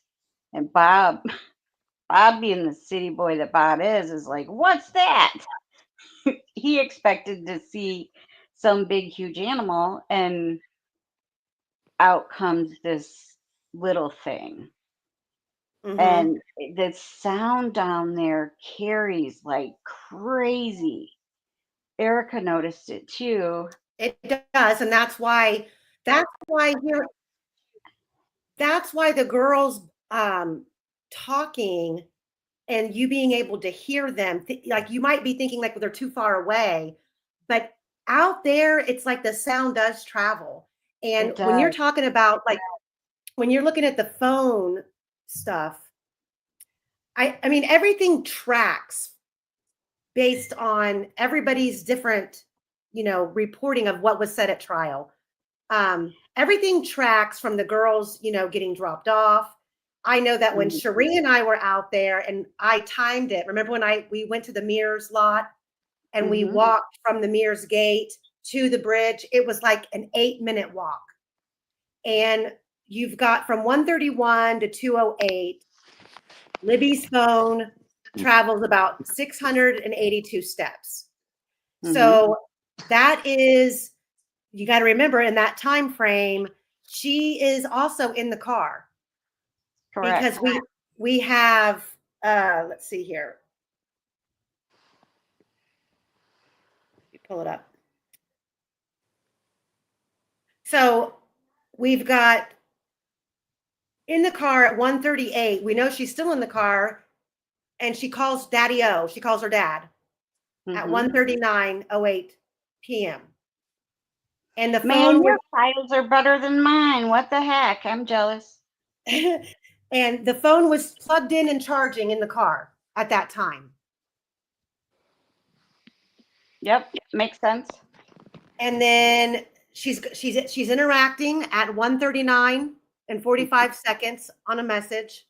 And then she's viewing Snapchat at 1:41. And then you see Kelsey's car on the Hoover Hardware Store camera at what, 1:49?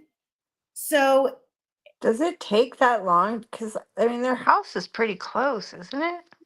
Well, I think it sounds like they pulled in, they got out, they put on sweatshirts, and then they started walking. So, I mean, you don't know. I mean, I don't know how fast they were walking. I know that Cherie and I walked and I timed it, and it was literally almost like 8 minutes and 2 seconds to the first plank of the bridge. But we were walking very, like, I don't want to say slow, but we weren't walking briskly. We were walking rather, casually and just seeing how long it would take to get to that part of the bridge. So the things that don't add up to me are what's happening with the phone after the bridge guy video is turned off. I know that Michael Osbrook is now, he's said that based on the paperwork that he has, that somebody there was a jack plugged into the phone like 2 seconds after that video stopped. We have someone attempting to unlock the phone with the thumbprint that was unsuccessful after that video stopped. What time was that? Let me see if I have it on here. I think it was 2:12, but I'm not sure. No, it was no. Hold on. I think I have it on here. Let's see. Right after the video stopped relatively soon, someone tried to open it with a thumbprint, but was unsuccessful. Yes. And I think I'm an epic fail. I think I forgot to add the second part of that in here. We'll have to do that next time. Shit. Sorry, guys. It was after the video was shot that someone attempted to unlock the phone. It was, yeah, they said there was some sort of human interaction, but my phone if I touch my screen too long or whatever, it gives you the prompt to unlock it. So, like, if she had just been holding her phone, she could have done that. Like, it could have been her own, she could have been in contact with this screen, and your phone wakes up and tells you to input the lock. But if you touch it with some other part of your hand or cord, power cords are enough to set off a cell phone screen. So, I mean, was somebody trying to get into her phone? Absolutely possible. But could it have been her? That's also possible. Was there any fingerprints lifted from the phone that would indicate that No. someone else tried to get into it? Interesting, you ask. No. So the phone was examined. I'm trying to remember what they said in court so I don't get myself into trouble. But in court, they said that the phone was sent for processing for like latent prints, DNA, that kind of thing. And they did not say anything about locating any prints or any DNA off the phone. And Well, then I it would was sent to the tech lab where they got in the phone. Because I know I've got fingerprints all over my phone that are mine, but if someone was trying to use, I don't know, it just feels like there would be someone's fingerprints on that phone. You would think. You would think. Now, here's the other thing. Here's the thing that gives me the biggest amount of frustration. If we are to believe that one person murdered both of those little angels, how do you murder one and then not have bloody fingerprints all over the other one? Yeah, And how now do you if do he it was without one wearing shred gloves, of DNA? if he was wearing gloves, how do you not get a bloody glove print on the second one? None of that makes a lick of sense. After And how do you do it without expelling one single shred of DNA? Killing someone by slashing them is a very intimate way to kill someone. And you managed to do that to two girls in the middle of a forest in like less than 20 minutes without getting a single shred of your DNA on them. Correct. Michelle I'm not sure if this was addressed to us or someone else in the chat. I am fully open to there being other people involved. And for example, when you watch the BG video and there's the man behind them, and you ask yourself why the girls didn't run when Abby came off the bridge, was there somebody coming up the side of the south end of that bridge? And when you listen to the voice, the guys down the hill, I'm sorry, but Doug Carter himself even let the cat out of the bag by saying, don't assume that it's the same person that you see in the video speaking into the camera. Correct. So I'm fully open, and I'm going to, and one thing that I want to do, because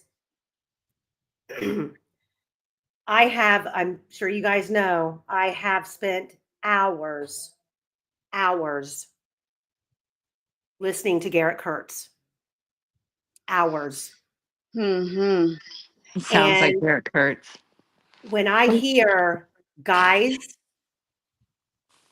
listening to DB's enhanced audio, and I hear the word guys, that is where my brain went immediately. And I'm not pulling any punch. I don't know who did this, and I don't have a stake in the game here as far as me being right.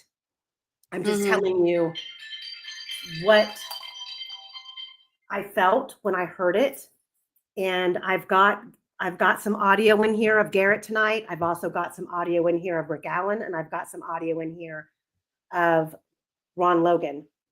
But Reesi's calling right now, and I'm going to let him come on, and hopefully you guys can hear him. Okay.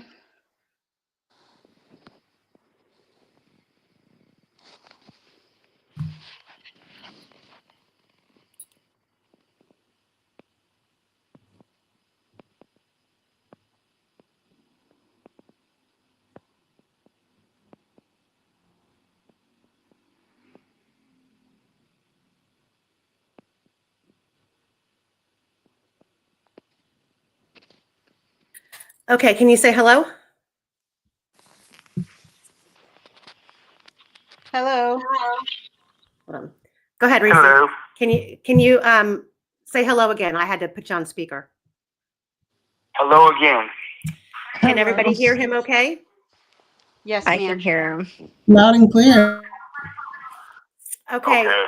So right. I had to call in because tonight we're discussing the video that was released this week, and I wanted you. So there's obviously a lot of discussion about was there only one person? Was there more than one person?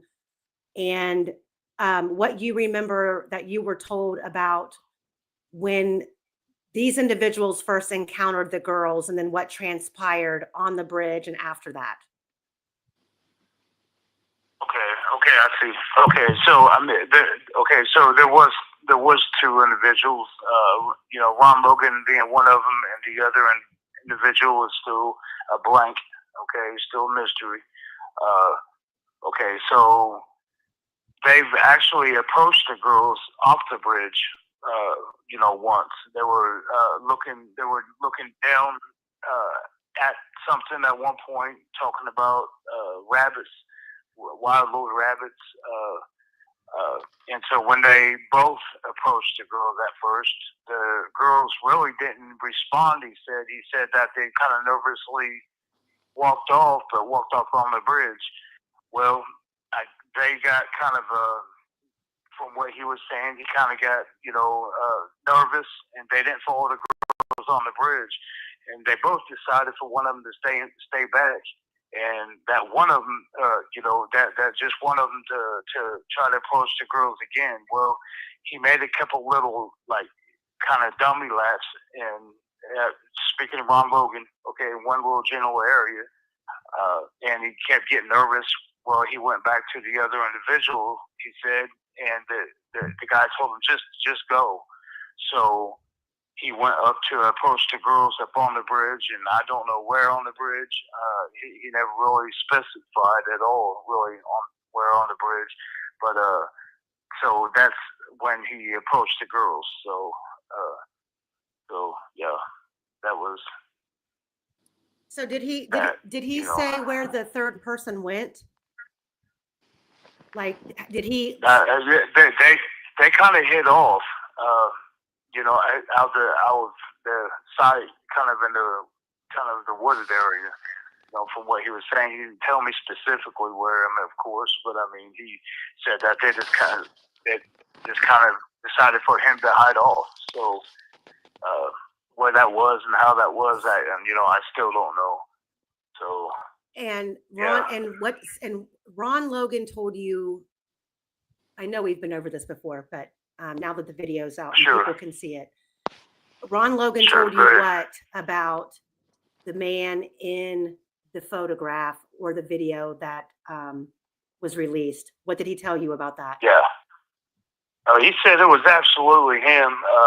He was wondering what if I thought it looked like him. I kind of assured him it didn't. Because he was just a nervous wreck about it. I told him, it didn't look like him at all. I was never really too sure if it did or didn't myself. I mean, but Didn't you think he looked fat? Kind of speaking of,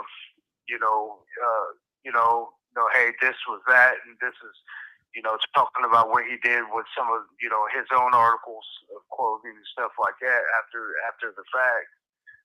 His boots being one of them, handcuffs being another, It's kind of, he was kind of nonchalant about it. And he decided to lose weight. He said, while he was here, that kind of because he just felt, that the more he lost weight, if he was approached again, but he said that he wore several articles of clothing too, on top of that, to kind of, to where he could shed down clothing, as he went. It seemed well planned out to me. But, that's to be determined by the proper people, from what he explained, he had the right things on him to carry it all the way out. That's for sure. So did he ever tell you if he branded a gun? You said that, I know that once you said that he told you he had a gun on him, but did he ever said say he had one in?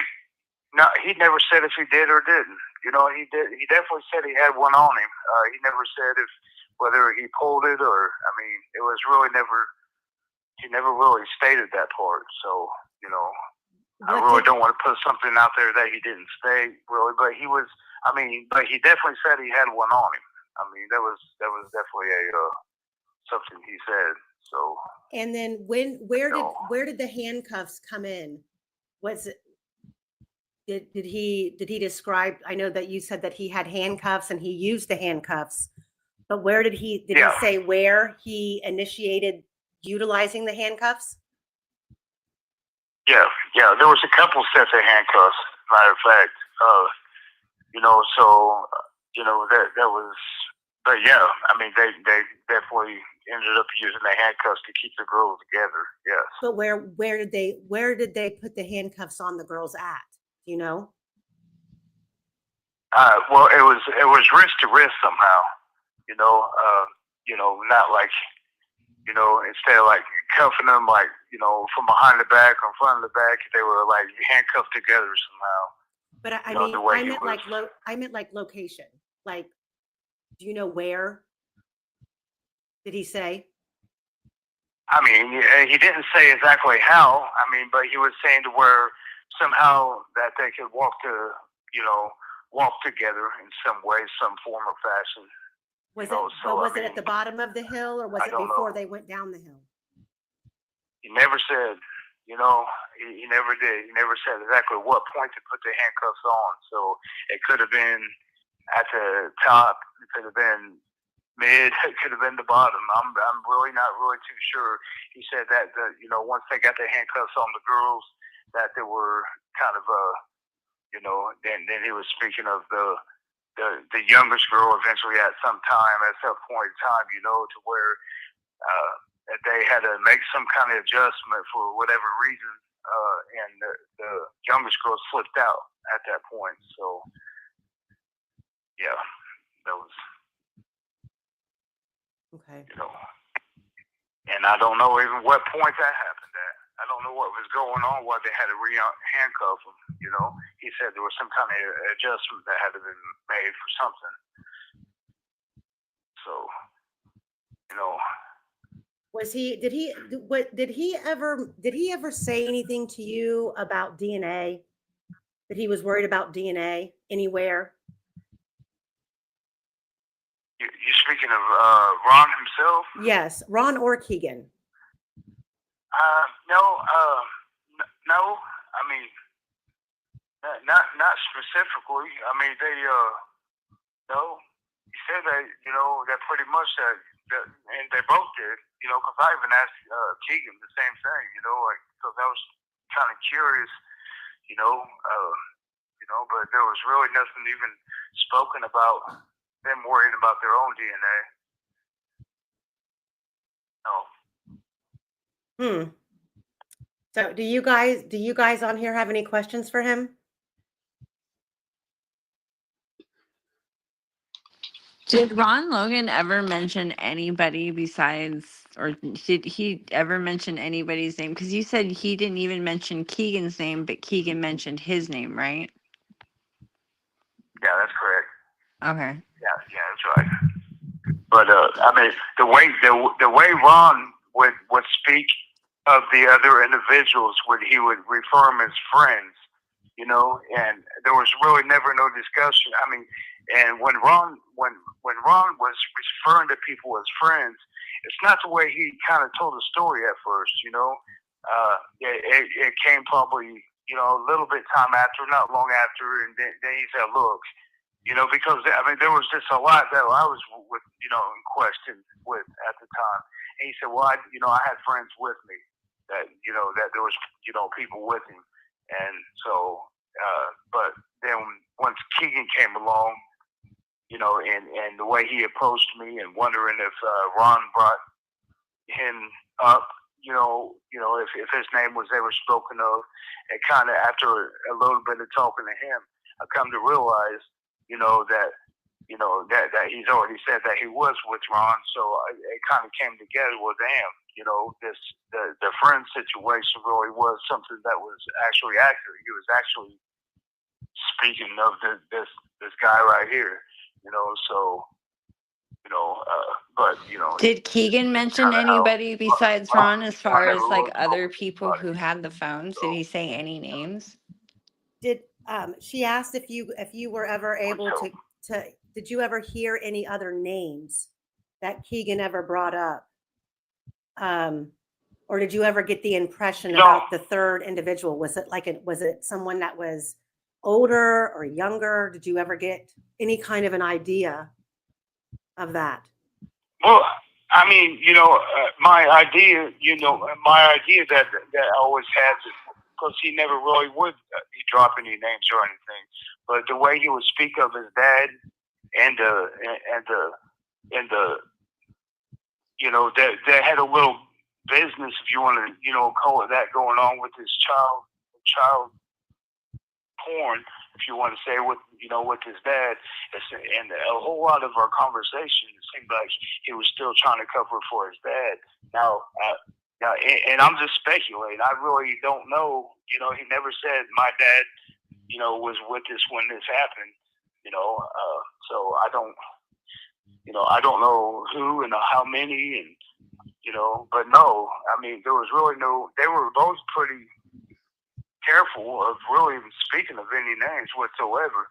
Now, I do know one thing. I don't believe that it is Richard Allen whatsoever, and there is a reason that I don't believe that. I think at close to the end of the trial, you know, Keegan Klein looked at me straight in my face laughing, and he was like, well, it really isn't him. I was just hoping to have somebody to take the hit for me. And he was like, man, he was afraid that he told me too much, and he just wanted me to go ahead and believe whatever, because he started getting nervous, thinking that he was going to get acquitted. You know, then I was going to throw him under the bus. And he was like, okay, it really wasn't him after all. I just wanted you to think it was, you know. And so then I kind of realized, you know, because I didn't know who it was. I still don't, you know. I still don't know who it is whatsoever. You know, all this is really just information that I've just been told. I can't co-sign anything, whether it's the truth. You know, I mean, I just think it's real odd two different individuals come forward with the same information that years apart from each other, and they are extremely similar. I mean, there was some things that was told that were just kind of different, but it was kind of a blame game difference, you know, of not wanting to really put his name on. I did this specific, you know, when this happened, but the storyline was just the same that they told. You know, and in my heart, I believe it. You know, I think that's a hell of a coincidence. You know what I mean? If they come and tell the same story, because I sure didn't tell Keegan Klein what Ron Logan told me whatsoever. You know, when he kind of gone ahead and come clean, you know, and started speaking, I told him I already knew. You know what I mean? Because I knew that the more he thought I knew already, the more that he was his willingness to go ahead and tell me more, because he thought I already knew. I just convinced him I already knew everything he was saying. And, you know, I just didn't know it was him specifically, you know? So, So yeah, I mean, Did Ron Logan ever talk to you about anybody? I know that we talked about the younger girl that you said was a victim that Ron was worried about coming forward. But did Ron ever talk to you about anybody else that he utilized working on his farm? no, I mean, no.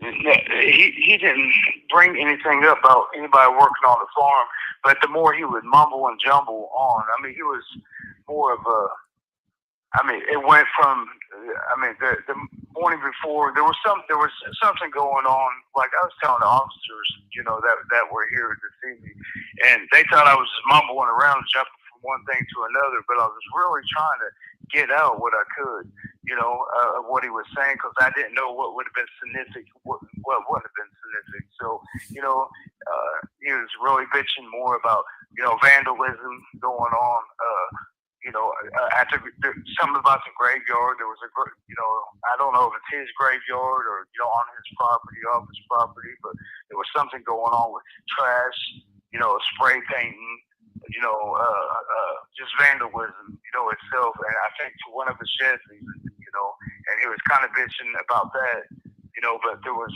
you know, so, but yeah, I mean, he was just kind of jump back and forth with weird information, just bitching like an old man, I guess you could say, man. And for, you know, but he never really said. They were really kind of kept it close to the chest when it comes to other people, you know. So I don't really know, you know, I don't know what, you know, anything he said, what was significant, what wasn't really. If you want to know the truth, I mean, it's just a lot of weird shit, you know, but did he ever? No, but there was no. A lot of people in the chat are saying, Deb is saying hi, Tammy's saying hi, Judge Jessica is saying hi, Court of Public Opinion says we like Reesi. Everybody's saying hello. Hello, thank you. I do appreciate it. It means something a lot. It really isn't easy for me to do, you know. I mean, no. Did he ever? Did he ever discuss with you anything, or have you ever heard? Well, I know that you probably have, but bin lenders? Sure. No. Did Ron ever talk to you about acid true or Odinism or anything like that? No, I mean, he didn't. You know, not specifically. He didn't. No. Militias. You know. What about militias? Like, no, did you ever get the impression that he ever had any kind of like functions or meetings at his property with groups like that? And you know, he kept a lot of stuff. I can't say whether if he did or didn't, you know, and he could have, he could not have, you know. I thought it was pretty much a malicious act, you know what I mean? I kind of have things that run through my head, but I can't really say what was going on, you know. You know, I mean, first I kind of thought, you know, it was just because that they were, you know, child predators. I mean, you know, but, you know, then later on Keegan said that because I flat out asked him, I said, you know, because I was worried about little Abby, you know, because I know he was at the house with her, you know, for a long period of time. And it just bothered me so much. I just wanted to know, man, did you do something to her, you know, when you was along with her? And I mean, it wasn't if I believed him or I didn't, which I didn't believe him, you know what I mean? He was like, no, I didn't. And I just thought that was really odd. Like, so, okay, well, so what's the point of all this? You know, and I mean, there's just so many things that were just odd. You know, do I believe him? No. I mean, but I don't know. He told me no, you know. And I mean, and here's the thing with Ron. Ron, the first time. You have 1 minute remaining. Oh my! You want me to call you back? Or? Yeah, you can call back. Okay. Does he need money? I can put some on his books really quick. It's taken care of. Okay, yeah, call right back. Sure. Okay, bye. All right, everybody in the chat, I'm going to try to get to your questions if I've missed them, and you have something desperately that you want me to ask. Put a question mark in front of it, and I'll try to get it answered. Christine, do you have any, what are your thoughts?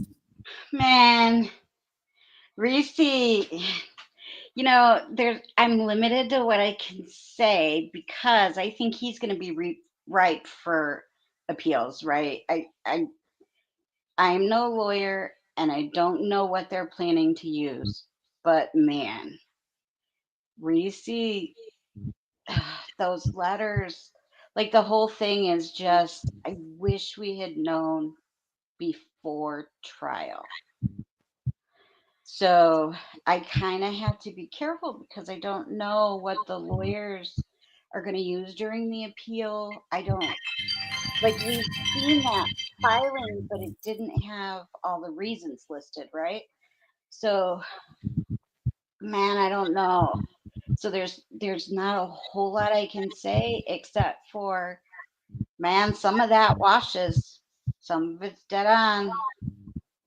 And I'll let you all try to figure out which parts are dead on because I would have loved to have met him before trial. Okay, you're back on. All right. Sure. Can you, let me ask you this. Was Ron Logan someone that you would definitely consider a child predator? Did he come across to you that way? At first, no. Honestly, I did not whatsoever. I mean, it's really a weird question because, I mean, it's a double-edged answer, man. At first, I didn't. He seemed like old grandpa type to me. Because we was both into farm work. I farm myself, so I mean, a lot of conversations kind of took off like that.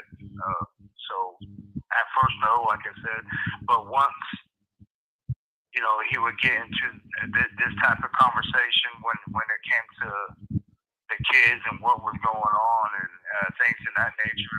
It's just, there's something about a predator that just has a trigger that just kind of snaps. It's kind of like you're talking about something that's really your passion, and he had that kind of trigger. I mean, it would just go from, if you want to say on to off, to where he would, every day he would consist of talking about the case, and about, I wouldn't even have to even get him started, because technically I didn't really ever ask him any questions because he'd freeze up.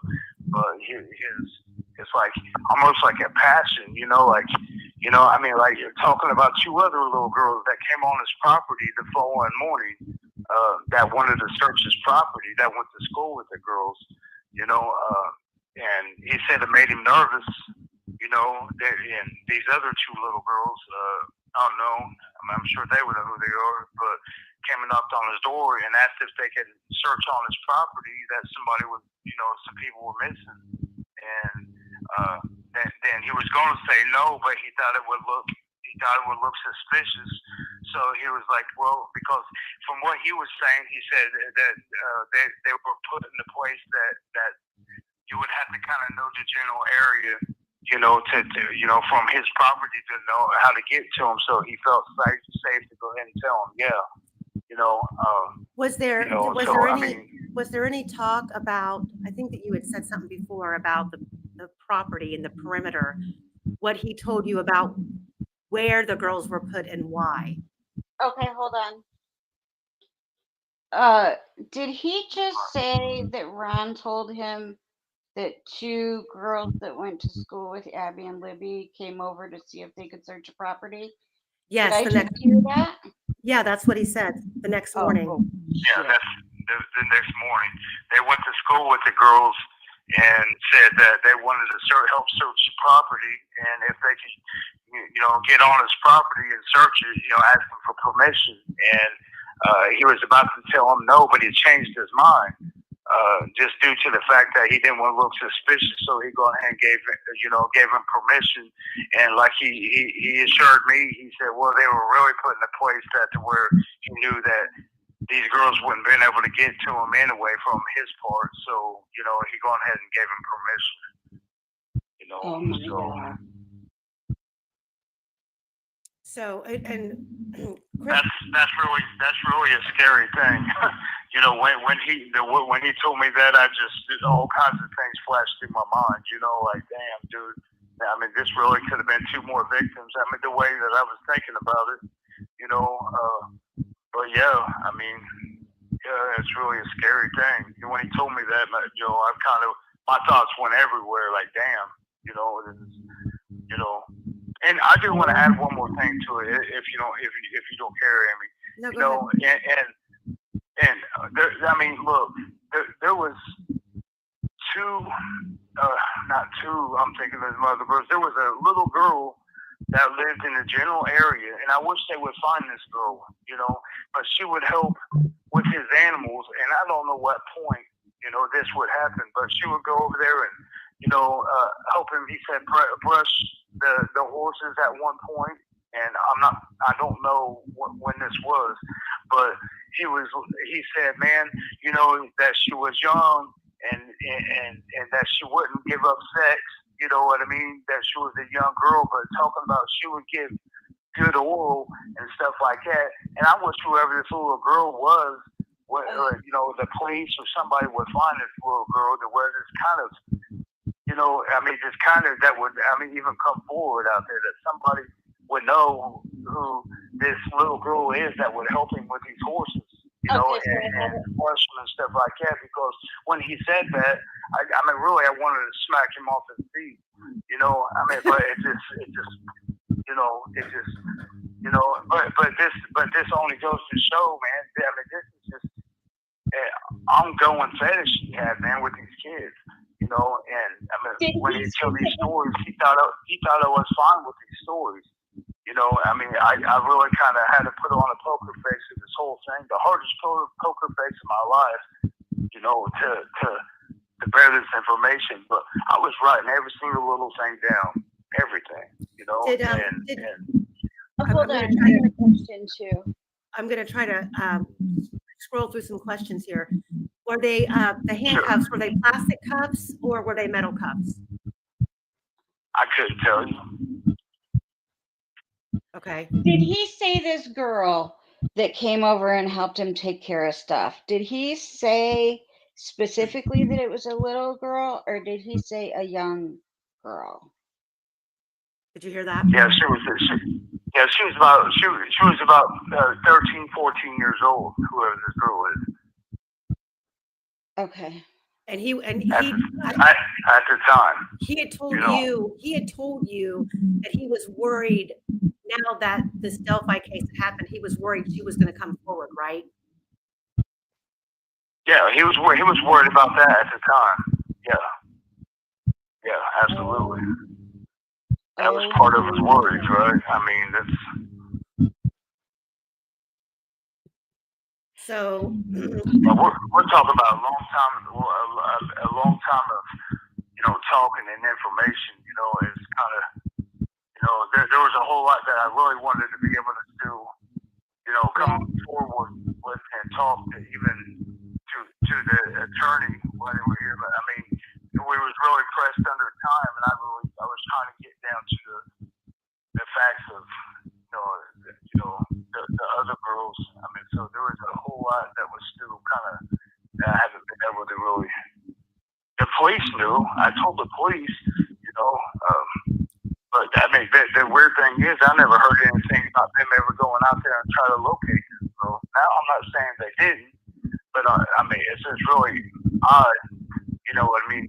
I mean, from what I understand, they didn't go back out there and issue another search warrant to find the stuff that I was telling them where, you know, the area where it was at. And the reason why I believe they didn't, because I was here with Ron, and he would have absolutely knew if they issued another search warrant out on this property, and I was here with him. So they didn't follow up on anything I told them during the interview whatsoever. Christine, what did you say? What did you send them back to look for at Ron's? What did you send them in search of? She's asking what did you tell the police to go back and look for at Ron's property? Okay, that handcuffs, burnt boots, burnt clothing, you know, stuff like that. So Okay, I'm going to show you this, Christine. So if you look over here at Ron Logan's property, Mm-hmm. can you guys, is my screen sharing? Yes. No, it's not. Okay. Oh, Can no, you see the I'm map? looking at the guy on the bridge. Okay, hang on a second here. Really quick, while I'm fixing this and pulling this up, did Ron ever say anything to you about knowing that Libby was recording him, or did he ever say anything to you about after the fact that the photo or the video came out and him like, damn, I didn't know she was recording me or anything like that? Well, he said that, you know, he wasn't sure, but that was something that, you know, somebody there was supposed to look into and look at it, but they decided not to get rid of the phone. You know, they left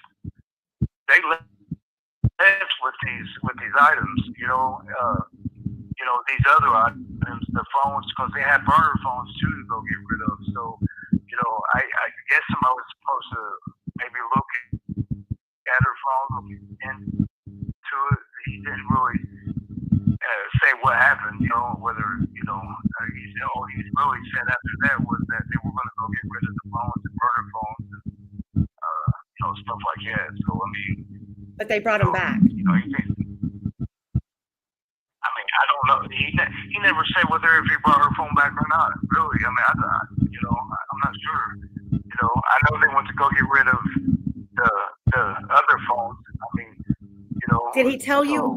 Well, real quick, Christine, what you're looking at here is Ron Logan's property, and Ron Logan had told him that he had burnt his steel-toed boots and stuff across the way from his property. He had 2 burn pits that he used, and one was, all he said was across the way. And if you look straight up where my mouth is, you can see that that is the only area right there where I can find some sort of something that looks like a burn pit across the way. But Ron was worried about steel-toed boots that didn't burn all the way being found, and that across the way they weren't found during the FBI search.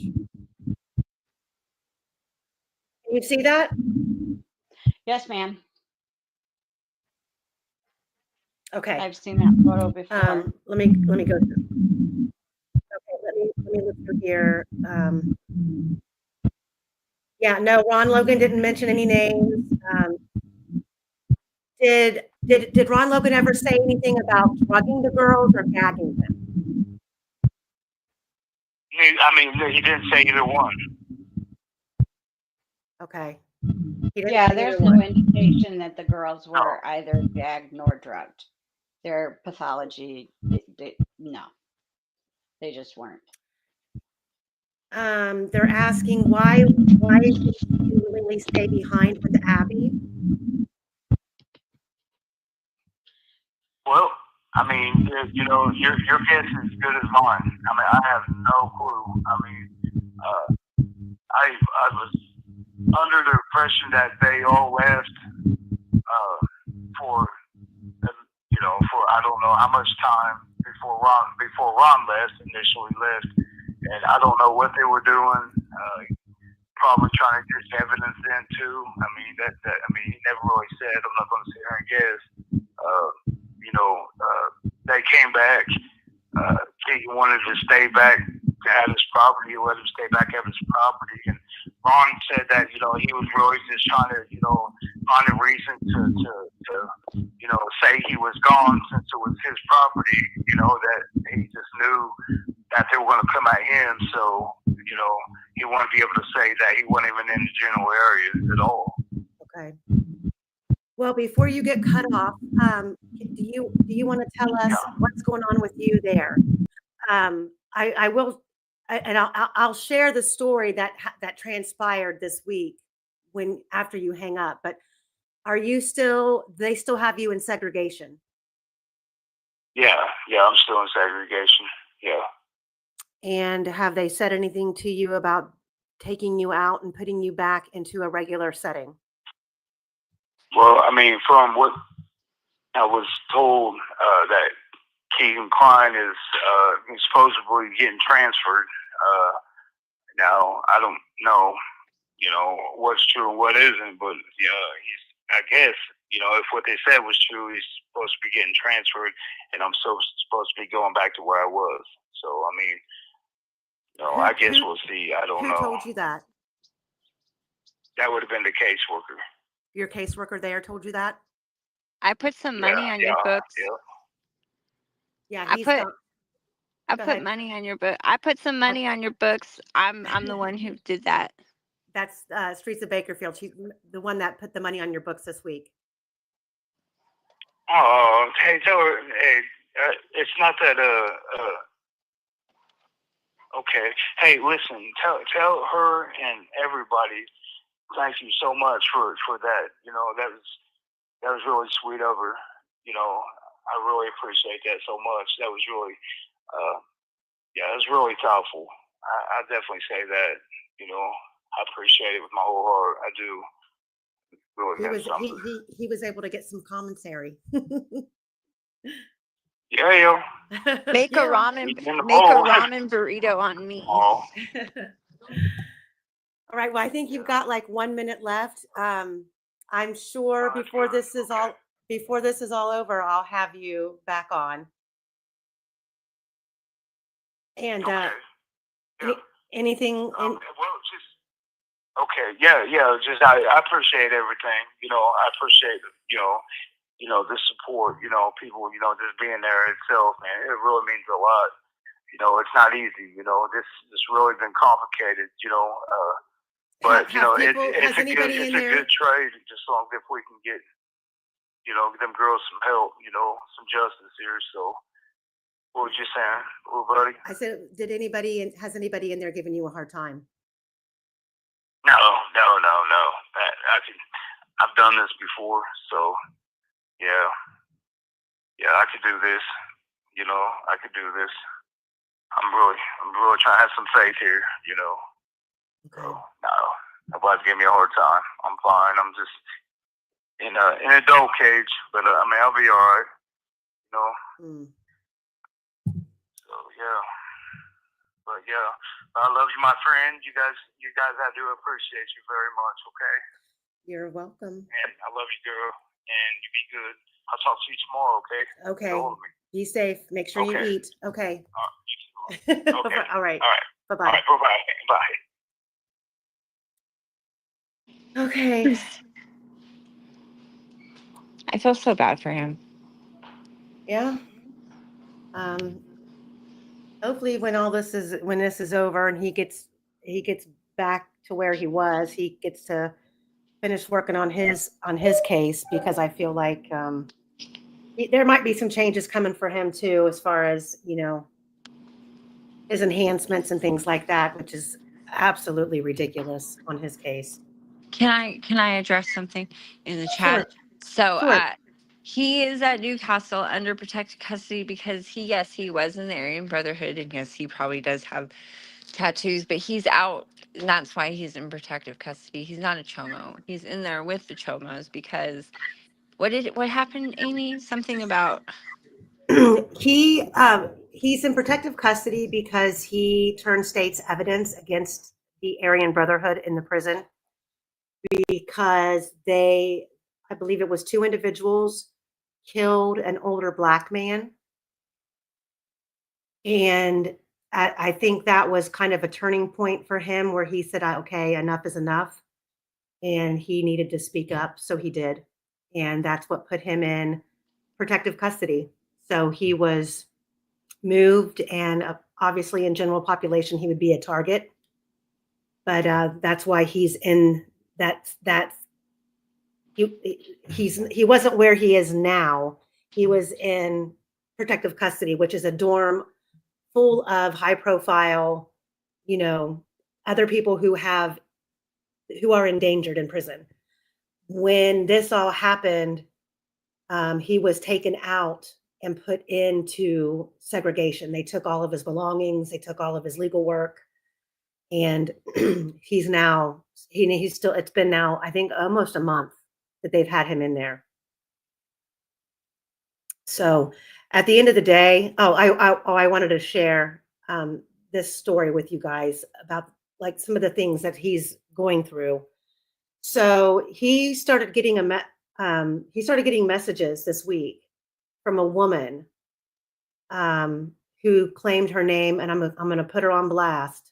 Her name is supposedly Tammy Mace, Mace. We have tracked her down. She's from Missouri, but she started off messaging him by claiming she was Richard Allen's older sister, which she is not. And Richard Allen does not have a sister named Tammy. She also proclaimed that their mother had passed away and she was helping take care of Richard Allen, which is not true at all. And she kept referring to she was telling him, call me Pickles, or like she was trying to talk in code and he didn't understand what she was messaging him about. Then she came up with this scenario that Richard Allen had a 23-page motion and could Reesi finish the other 50 pages for him. And he just flat out said, what the F are you talking about? I don't know what there's no motions, that I'm not doing any motions. What are you talking about? So this chick just basically came out and said that, well, can you send Richard Allen a $50 money order and mail it to me, and I'll see to it that he gets it. So, of course, and I have told him, before, when you have people like this reach out, let us know, because, and he did. And I said, no, that's not Richard Allen's sister. And we have her contact information and we have her address. But to me, the first red flag to me was, okay, who's trying to pull a fast one and make it look like Reesi and Richard Allen are working in cahoots together on this?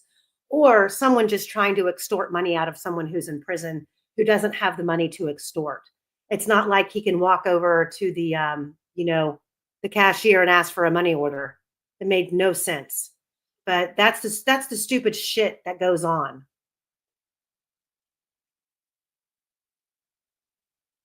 So let's see here. Christine, do you have anything you want to add in there?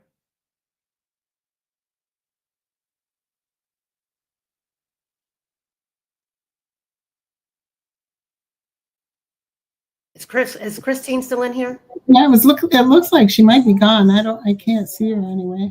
Oh, wait a minute. I think she left and tried to come back in because her mic was all warbly. Okay, well, I'll watch for her if she comes back in. Christine, come back in. So Chad wants to walk through. I'll do the best. There's 2 other lives that we did where Reesi is on and he's talking about this. So I'll repeat that the best that I can. There she is. Hi.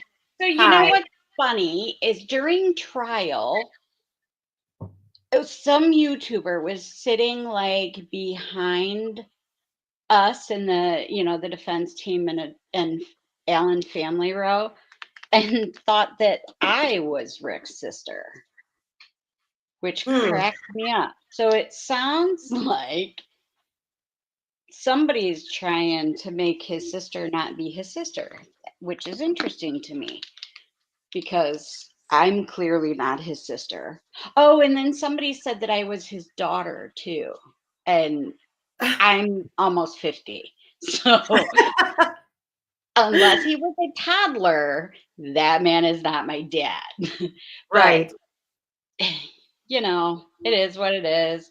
I figure that one, it sounds like a scammer, or it sounds like somebody just trying to manipulate their way into the situation. There are lots of nefarious folks out there, and they're doing what they're doing for some reason.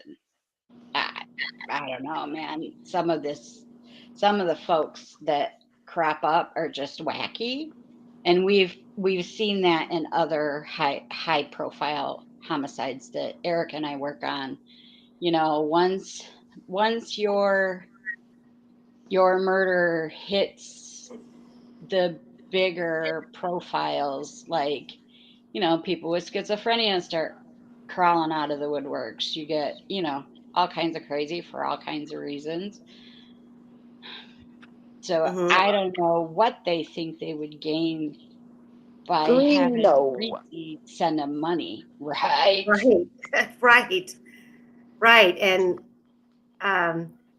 so Chad wants to walk through the whole thing. So I'll keep it really brief without a lot of detail. According to Reesi, what he was told between Ron Logan and then years later, Keegan Klein, the girls were approached before they got on the bridge. They were looking down a ravine, discussing something that they were seeing, like wild rabbits. Something was said to the girls to the effect of, I got rabbits on my property or in my barn, which Ron Logan did. I did confirm that with Barbara McDonald, who was on the property, who saw the rabbits in the rabbit cages in the barn, which is significant. The girls then ignored him, went across the bridge. They were then followed. They were taken down the hill. They were handcuffed, and they were taken across the creek, according to Reesi. That was the direction that they went, because they were taking the girls directly back to Ron's property, and that was the fastest path. Some point after the creek, there was a confrontation. From what I understand, Abby supposedly slipped out of a cuff, and Libby yelled at her to run, call grandma, call the cops. And that is when Libby was initially struck and cut. He doesn't think that the cut was fatal, but it was more of a threat to Abby, like, do you want to be the reason that she's hurt? And Abby froze. The girls were then regained under control, and they were taken back to Logan's property. So I know that at some point, Libby was placed in a tarp and was hidden behind some rabbit cages in the barn for a duration of time before the girls were taken back out to where they were put. So that's all I'm going to say about that.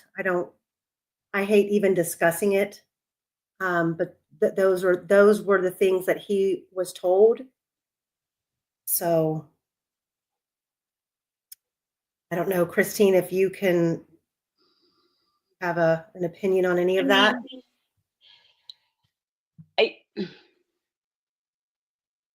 Yeah. So, you know, like anybody, some of it's accurate, some of it's not. I'm talking about Reesi's information. Like, it's some of it he shouldn't know. Some of it you all shouldn't even know. Like, some of it is just dead on, and then, you know, it wavers. But one thing that we also know about murderers is that they're not always honest. Right.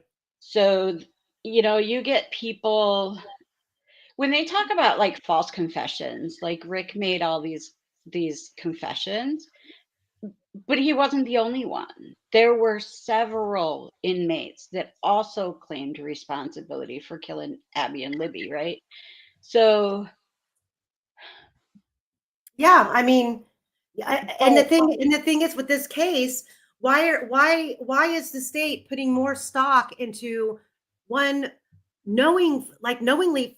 Rick Allen, what he said, I shot the girls in the back and buried them in a shallow grave.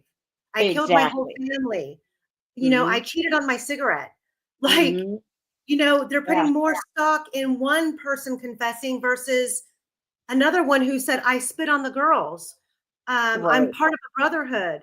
You know, somebody else who claimed that, you know, there was something went bad during a ceremony next to a creek.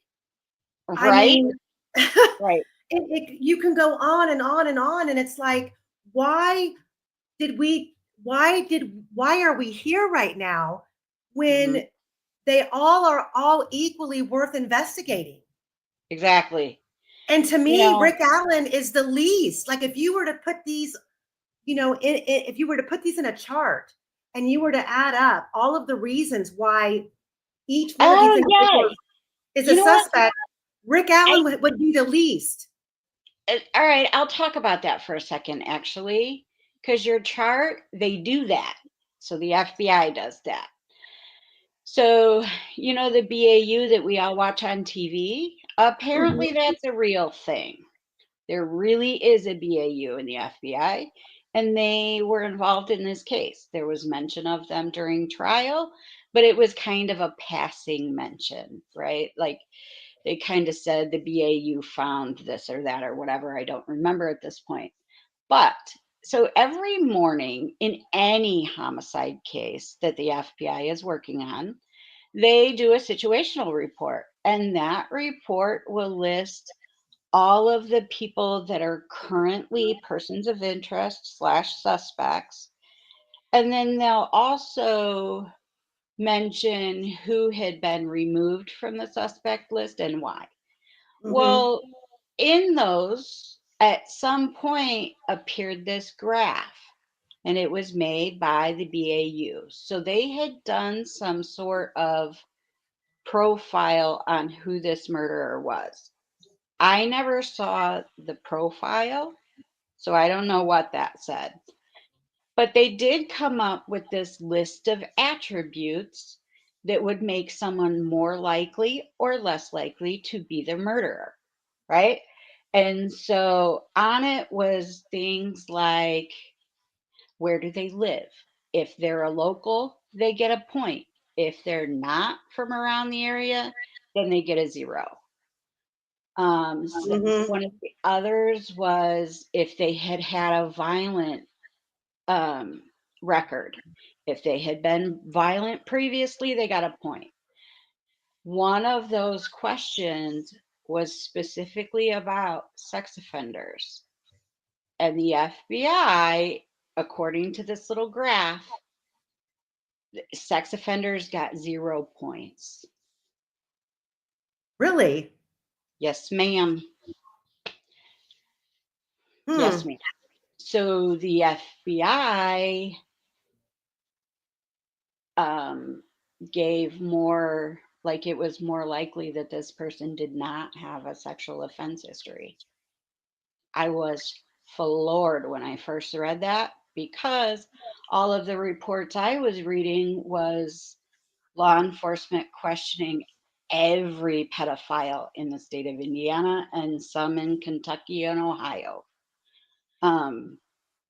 But the FBI's BAU thought that that was not likely. Dr. K, you are so right. Aaron, and Aaron Town, you're right too. They continue to underestimate us. The power of live chats is beyond what they have learned to deal with yet. That's why we need to make as many as possible. Correct. So, I mean, there's just you know what? So,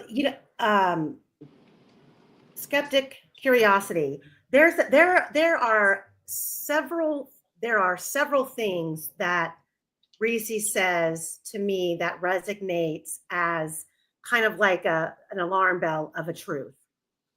And one of those being what you just stated right there, call grandma. Okay. I'm not really fully aware if Reesi understands that Libby was being raised by her grandmother. Number one. Number two, when I listen to Ron Logan, and I think I actually even have it. We don't have to listen to it tonight though, because we've been on here forever already. But Ron Logan talking about if the girls would have just waited a couple of weeks to get themselves killed, I would have been off my probation. What he said to Faust at his hearing too, at the end of it, I forget exactly what it was, but apparently it was the whole courtroom like gasped, like, and the way he said it to Faust was almost like Faust, like it was a communication between him and Faust. It's something like, I didn't know 2 dead girls were going to end up on my land or something like that. Well, that those kind of remarks. The other thing that Reesi said that Ron Logan said was when he was told where Libby was put, and Ron Logan made the comment, well, she got to see her rabbits. Jesus fuck. I think that, to me, like, okay, like, do you make that up?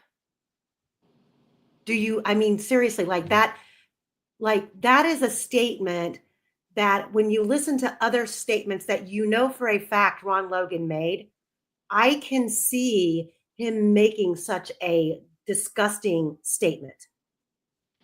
And then Reesi claiming that Keegan had made derogatory comments about Libby. Supposedly he had talked Libby into sending photos that she shouldn't have.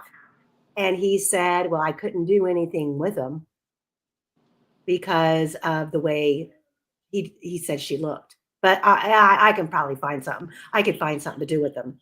Those kinds of details to me are they're more impressionable than handcuffs or they cross the creek. Those kinds of things are intimate details that I just feel like are exceptional to the story. That's just me. Yeah. I mean, I wish I could. I'm a little speechless because I wish I could say more. Oh, that's right, Radar. He said perhaps people should think twice before killing 2 kids on my property. Yeah, I mean, some Didn't of the he stuff, say something about the girls got themselves killed too? Wasn't that him? Yeah. Yeah, he said that he was almost off of probation if the girls would have just waited a couple of weeks to get themselves killed. Like, that's him victim blaming. Like, he's in trouble now on his probation because these 2 little girls were killed on his property. Yeah. So he actually said that his property was sacred land. And when the girls were murdered, he was very, very angry because his land had been, I forget what word, but it was basically defiled. Like they violated his sacred land. He's His not house the looks like a only church. one. He's not the only one that had a weird connection to their land, though. Brad Weber was also very possessive about his property. And when they were doing the door-to-doors, people specifically sent them to talk to Weber because he was the eyes and the ears of the area. Well, he ended up, Brad Weber ended up holding 2 girls kind of at gunpoint, didn't he? That he caught on his property. He did. Oh my God. So Kay Weber had put up this fence. Now, this is public information if you want to go for it. So I can just spill I've my heard guts this on story. this one. He held 2 girls at gunpoint, didn't he? He did. So Kay Weber put up this fence at the end of the driveway so that they could, lock the gate. Well, the Webbers weren't the only house that was back there that had to use this gate. The Lieberts were there too. So apparently somebody left the gate unlocked. Whoever it was doesn't even really matter. But 2 girls had gotten back there. Brad Weber is accused of actually locking the gate and holding them there until the police department came. I mean, yeah. Because how dare they trespass? And so he wanted a police report, so he thought that he would just kidnap them and hold them there until the police department came to deal with it. Yeah, that's a true story. I mean, that's an allegedly true story. Like the report was made, that information's out there, but yeah. Yeah. Nuts. It's just, and there's,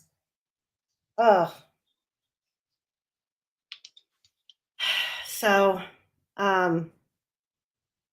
Aaron says, now I'm all angry again, thinking of how arrogantly judgmental Dr. John Mathias was about Rick Allen, calling him a domestic abuser. made me hate hidden true crime and his wife for enabling him. You know, So I wish that I could explain in more detail, and I can't. So believe me or don't believe me. But the police call that, has been painted as domestic violence was absolutely not that at all. It was not, this was not a domestic violence situation. With who? With what? With Rick Allen and Kathy Allen. So there was a phone call made to police for them to come out to the house. Some people from the internet have decided to make that phone call about domestic violence. And that is absolutely 100% not what happened. I won't go into it because I don't want to violate anyone's privacy or trust, but I can tell you that that was not a domestic in any fashion. Wasn't he clinically depressed?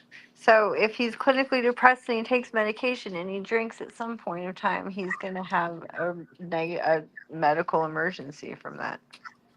That's what I always figured. And the thing is too, and in small counties, I don't necessarily know how Carroll County handles their 911 or their radio room. I can tell you, for example, here, taking dispatch calls, non-emergency 911 and leads, just all of that stuff. What happens is, so you're trained, your SOP has guidelines. So you always err on the high end of caution, first of all, when you're taking a call. So for example, here, a 1016 is a disturbance. And a disturbance is something that, for example, two neighbors arguing. Okay, a third neighbor calls in and says, hey, my neighbors are at the fence, they're arguing, and one has a bat. Okay, so it's immediately dispatched as a 1016, which is a disturbance, which is a high priority run. It's a 2-officer run. So we were always trained to stay on the phone because in case of an escalation or a de-escalation, and because we were understaffed, and it's a massive area that is annexed in our police department. So let's say the call is still taking place, the officers are dispatched. One of the neighbors just walks back in his house.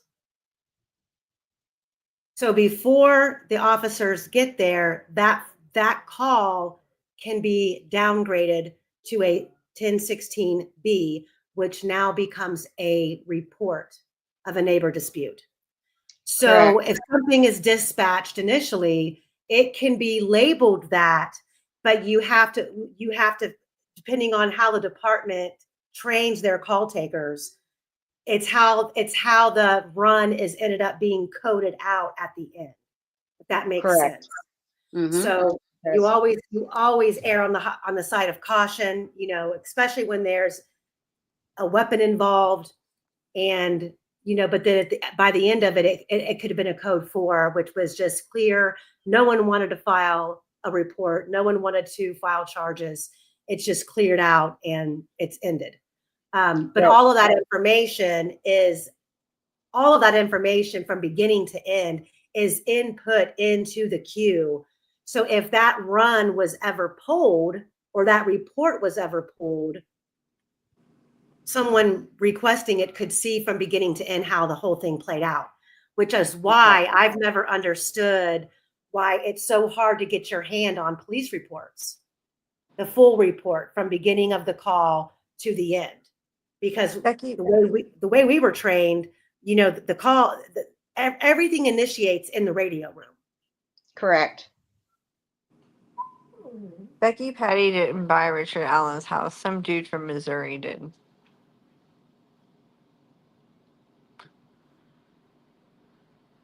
Let me see. Sorry, I was answering a question. Oh no, I'm trying to go through, and I think people are just now chatting. So Yeah, I'm reading back through comments, seeing if there was anything that I needed to add.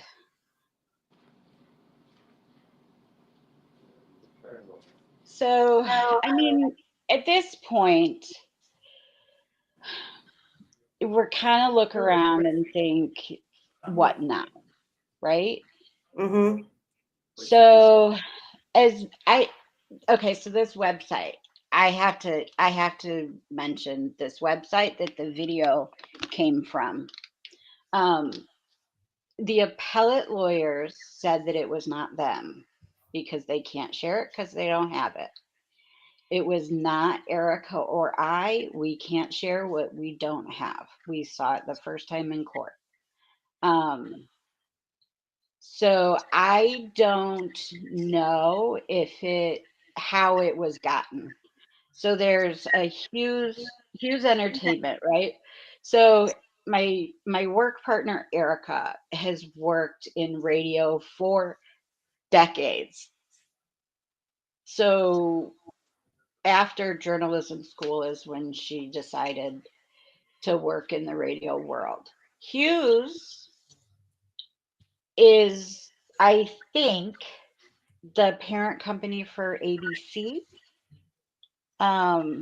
and could potentially be the producers for Dateline.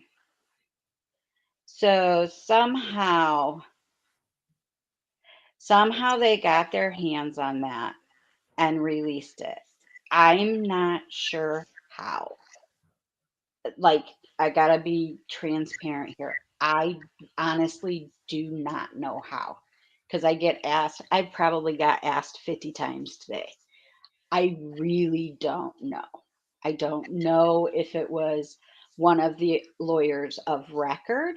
I don't know if it was one of the volunteer lawyers. I don't know if it was an investigator. I don't know if it was the prosecutor or anyone in law enforcement. There are a whole lot of official people that had access to that. And I don't know how it somehow ended up in the hands of a reporter. Well, and how do they, how do they copyright people? They can't. That's absurd. And we all know that that's not, unless they altered the video. Or someone sold them the rights to the video. Is that even possible at this point? No, because it's evidence. That's what I thought. Gray Hughes and Becky Patty. Becky's looking to make some money. I don't think so. Becky wouldn't have had it. She shouldn't have had it. I don't know if she did or not. That was unfair. I shouldn't have said that. But she shouldn't have had access to that. Like, she could watch it in court. So as things are now, she should have never been given discovery because it hasn't been released to the public. However, those videos were showed in court, and I am of the personal opinion that it's already public record. The public is entitled to everything that was used in trial. Now, you wouldn't be able to access discovery, all the things that weren't used in court, but I feel like you all should have access to. Well, I know that just court in Indiana, the way that it's set up, and every every court is a little bit different on how you go about getting it. Correct. But I believe the law across the board is the same. So discovery is separate from an exhibit. Correct. So your discovery exhibit is the package that we get that has all of the evidence in it. That's what discovery is. So exhibits were used in court. Are the things that each side, the state and the defense, present to the judge that they want to display for their side of their case in court. And Correct. those are considered exhibits. Those exhibits are public. Correct. And Exactly. I'm telling you right now, me and Cherie got 135 exhibits from Ashley Garth's trial, and they included autopsy photos. Correct. So Indiana law makes a different stipulation for minors. So there's a little loophole in there that minors and victims of violent sexual assault, their exhibits are handled a little differently. And now, I would don't. they consider, would that apply to crime scene photos and or autopsy, or just autopsy? So I'm not sure. I am not a lawyer, so like I can't say for sure. Mhm. But Nick quoted that law when he did the motion to seal. So that covers like what parts of discovery we're allowed to share on a case involving a minor. So he slipped some laws in there, and I'm kind of grateful that he did, because I didn't know them. I didn't know what I was allowed to share and what I wasn't after trial. So people see the other lawyers spilling information, and then they see me saying, well, I can't answer that, this or that or whatever, but it's because I'm not a lawyer. And so I don't want to lose my house. So I'm careful with the things that I say. Right. I think, I think down the road, I think eventually these will come out. They should. They There's no should. reason for them not to. They should have already. Yeah. Thank you, Dr. K, so much for gifting more memberships. Oh my goodness, what a sweetheart. Yeah, she's always so generous in here. Nice. Yes, it makes it. I'll tell you what, I don't know how some of these creators are on as much as they are. I kudos to them, because it takes me, I spend hours mapping out and working to present, because and the thing is too, is I don't like to always do the same thing everybody else is doing. I try to throw in unique things or different points of views or angles, just because I know that you guys, especially following the same cases, you've seen it all, you've heard it all. And I don't ever want anyone to come on here thinking that I feel like it's my way or the highway, or my opinion is all that matters and yours doesn't count. I am completely open to all possibilities in this case. And I mean, yeah. I was a little skeptical of Reesi's information until he told me that 2 little girls went to his door the next day. Whew. Yeah.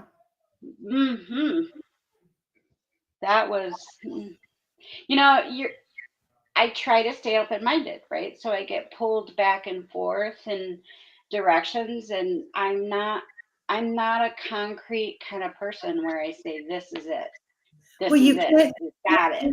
You can't do your job and do that. No, that's you where can't. And that's where you fall into it, having issues like a prosecutor who has a one-track mind, who has put out his version of events and is too proud to say, oops, I might have made a mistake here. Right. And my personal ethics, this is the first time I've ever done defense work. I'm usually on the side of the prosecution. So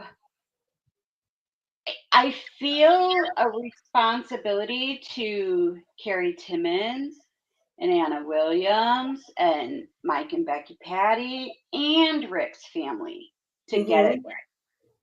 I feel like they all deserve for it to be done right. And I'm not happy with the result that we got. And it's not the result of trial. It was the trial. I felt like I was seeing a lot of gaslight. So, we were expected to overlook the obvious, Right.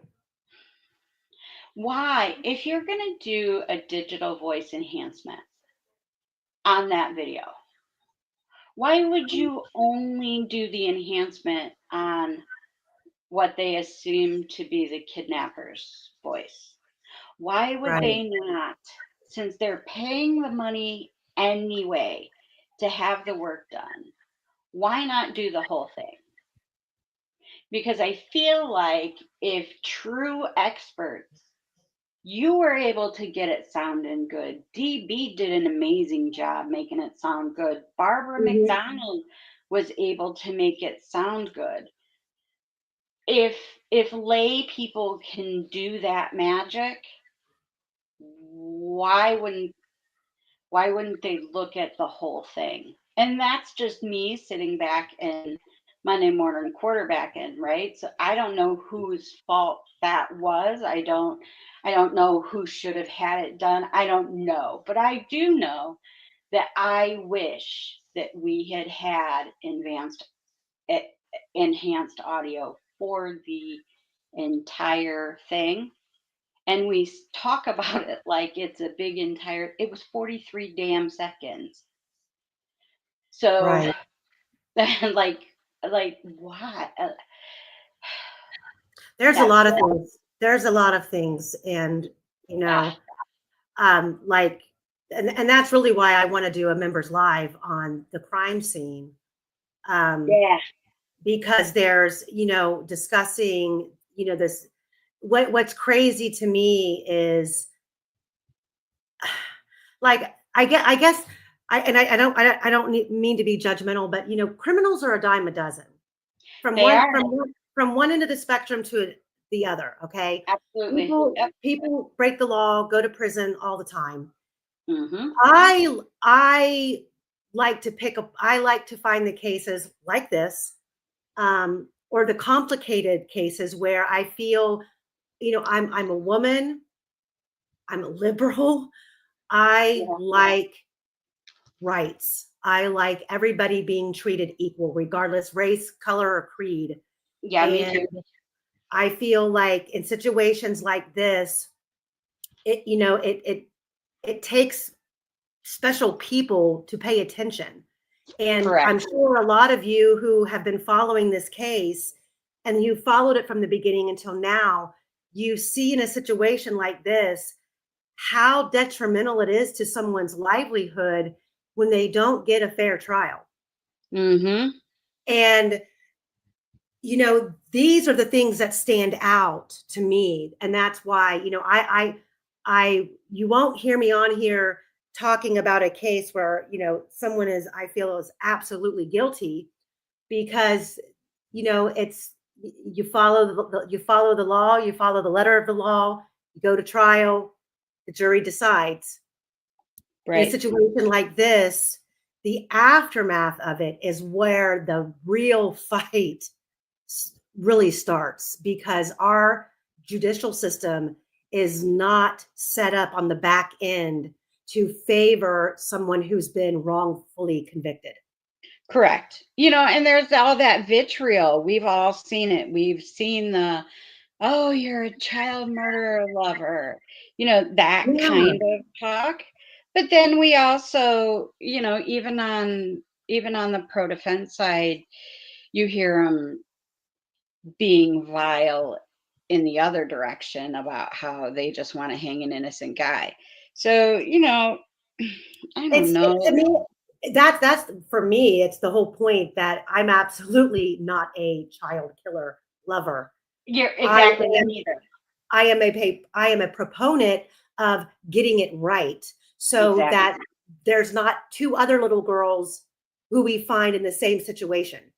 Exactly. Well, two more. Yeah. Yeah. So 2 more, 5 more. It doesn't, like, they need to get it right. And I'm sorry, but getting it right, what happens to that person after that fact they have coming to them? Whoever that may be. Yeah. But you got to prove it. You got to prove it. And the fact that this case, being as bizarre as it is, they needed to get it right. We shouldn't have finished the trial and not had any less answers than we had going into trial. And I feel we have more.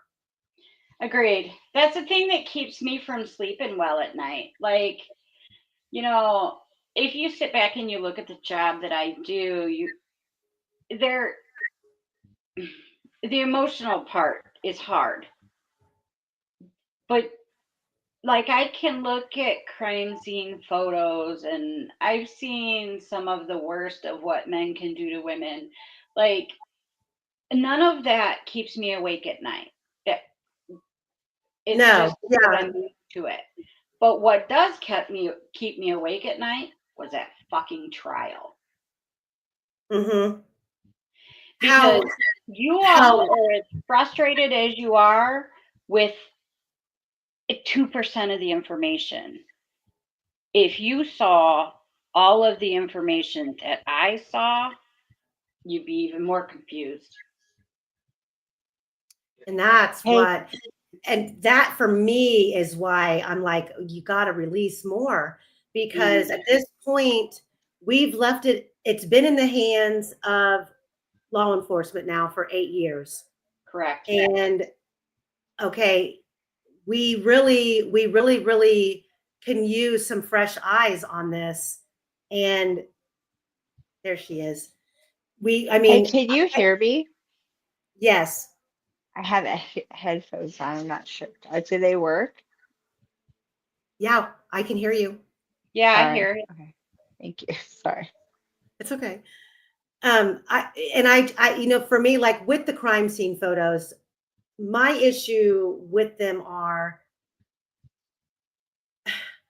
I feel like I need to know what was around them, because I don't feel like it as individuals that the wounds that they had, that they could have been killed where they were found. So the thing that I will tell you about those crime scene videos, or the crime scene photos, I'm sorry. If you're looking at those, the ones that have the girls in them, if you are looking at what has already been released up until this point, and you're looking around the girls for anything, give up, because it's not accurate. I guess let me ask you this. So, unfortunately,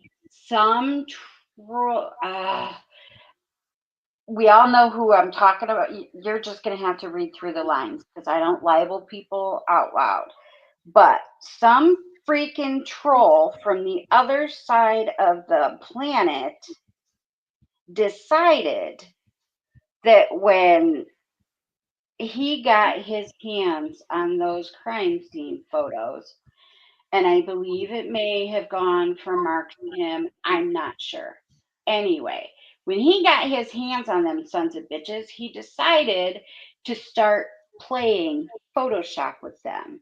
So he took blurring tools, he took sharpening tools.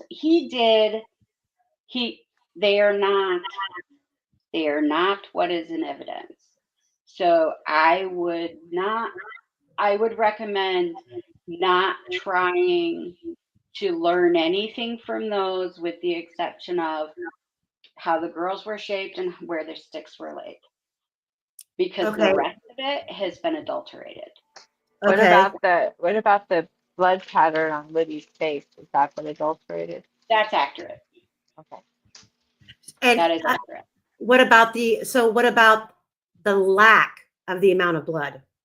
You can't tell anymore because a blurring tool was used all over those photos. Gotcha. Were there other marks on Libby's body that were blurred out from the tools? So the girls were not injured anywhere other than their neck. I hate to talk about it, but I did see what could have been like she whacked her finger up against something, and there looked like there might have been a cut or a scab or something between her fingers, the same fingers that had the hair on them.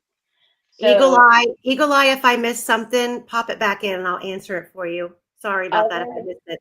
Go ahead. Go ahead, other Chris. than that, they were remarkably uninjured, other than one of the girls had some swelling at the base of her brain. There was no external injury to match that. Was that Libby? I don't remember. I don't remember. I think it was Libby. They call it but it also could have been. She could have been getting a cold. She could have just gotten over a cold. It could be hormonal. There's other things that could go on besides like getting whacked in the back of the head. You know what I mean? Like because there was no injury there that explained it. So that's really all. You know, one of the things we talked earlier about the FBI graph, the chart that they had that made somebody more or less likely.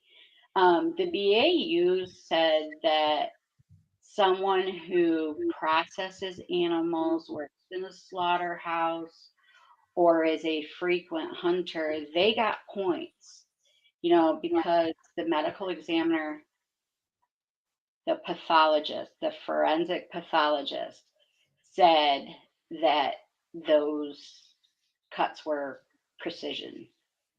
Their windpipes weren't injured. You know, they felt that whoever inflicted those wounds knew how to inflict those wounds. Now, I don't know if they changed their mind later, like if there was other BAU work later, but not that I saw.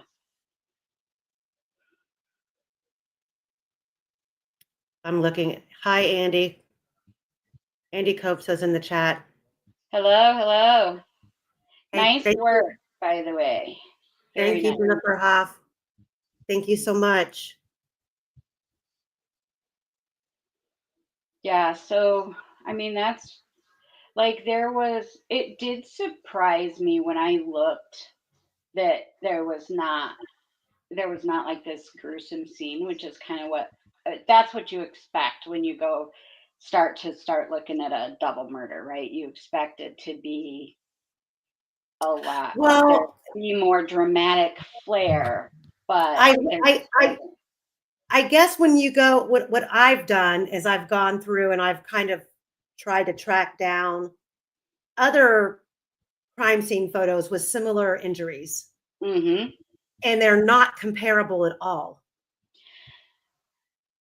So the slices on their necks, they somehow. Well, I'm taking into consideration the state's blood expert witness who claimed that Libby was upright. Libby was upright, and then at some point she was sitting. Yeah. And then moved. Yeah. There is absolutely and she did not have her clothes on. Her blood is not on the swimming sweatshirt that Abby had on. Correct. So there's no blood on her chest. There is no blood on Libby's chest. Down the front of her, nowhere. And it's all over her face. And the blood on her face is going up. Right. So one of the things that I had considered early on that I really kind of don't anymore is that maybe she was thrown over the back of a horse.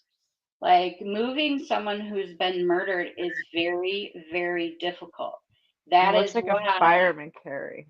When you're looking at when you've got somebody who has died and you're looking at where their body might be, they say not to go more than 10 or 15 yards away from where you could park a car, because humans that are not alive anymore, they're really hard to move. Now, a horse, on the other hand, Ron Logan had horses. So I had considered that. Now Well, I'm a you little know, more you know that open to Reesi has talked about a wheelbarrow. Yeah. Yeah. So, yeah. So I'm Has more there ever been open-minded mention? now than I used to be. There's ATV trails there too. Was there anything ever mentioned about like tracks or because it was pretty muddy? So would Right. there be tracks from a wheelbarrow? Was there That's ever what any I mention? thought. That's what So I they thought. found a smeared footprint that was not usable for anything, and they thought may have been law enforcement or, the fire department guy, any of the searchers, because there was a big group of people who found them, right? Yeah. It was three smaller groups and they just kind of converged. It was,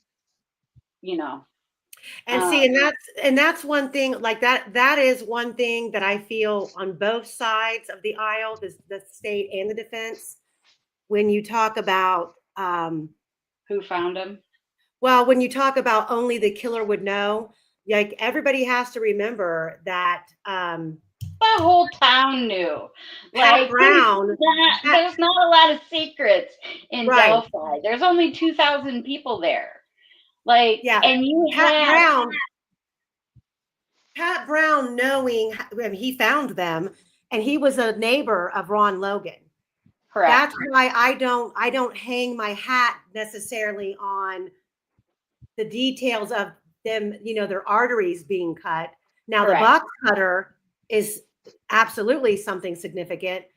It's the other details, like I talked about earlier, with the comments and some of the things that, like, I will say this because I've played it in my mind. When you think about the injuries that Libby sustained, that they were from top to bottom, they weren't side to side.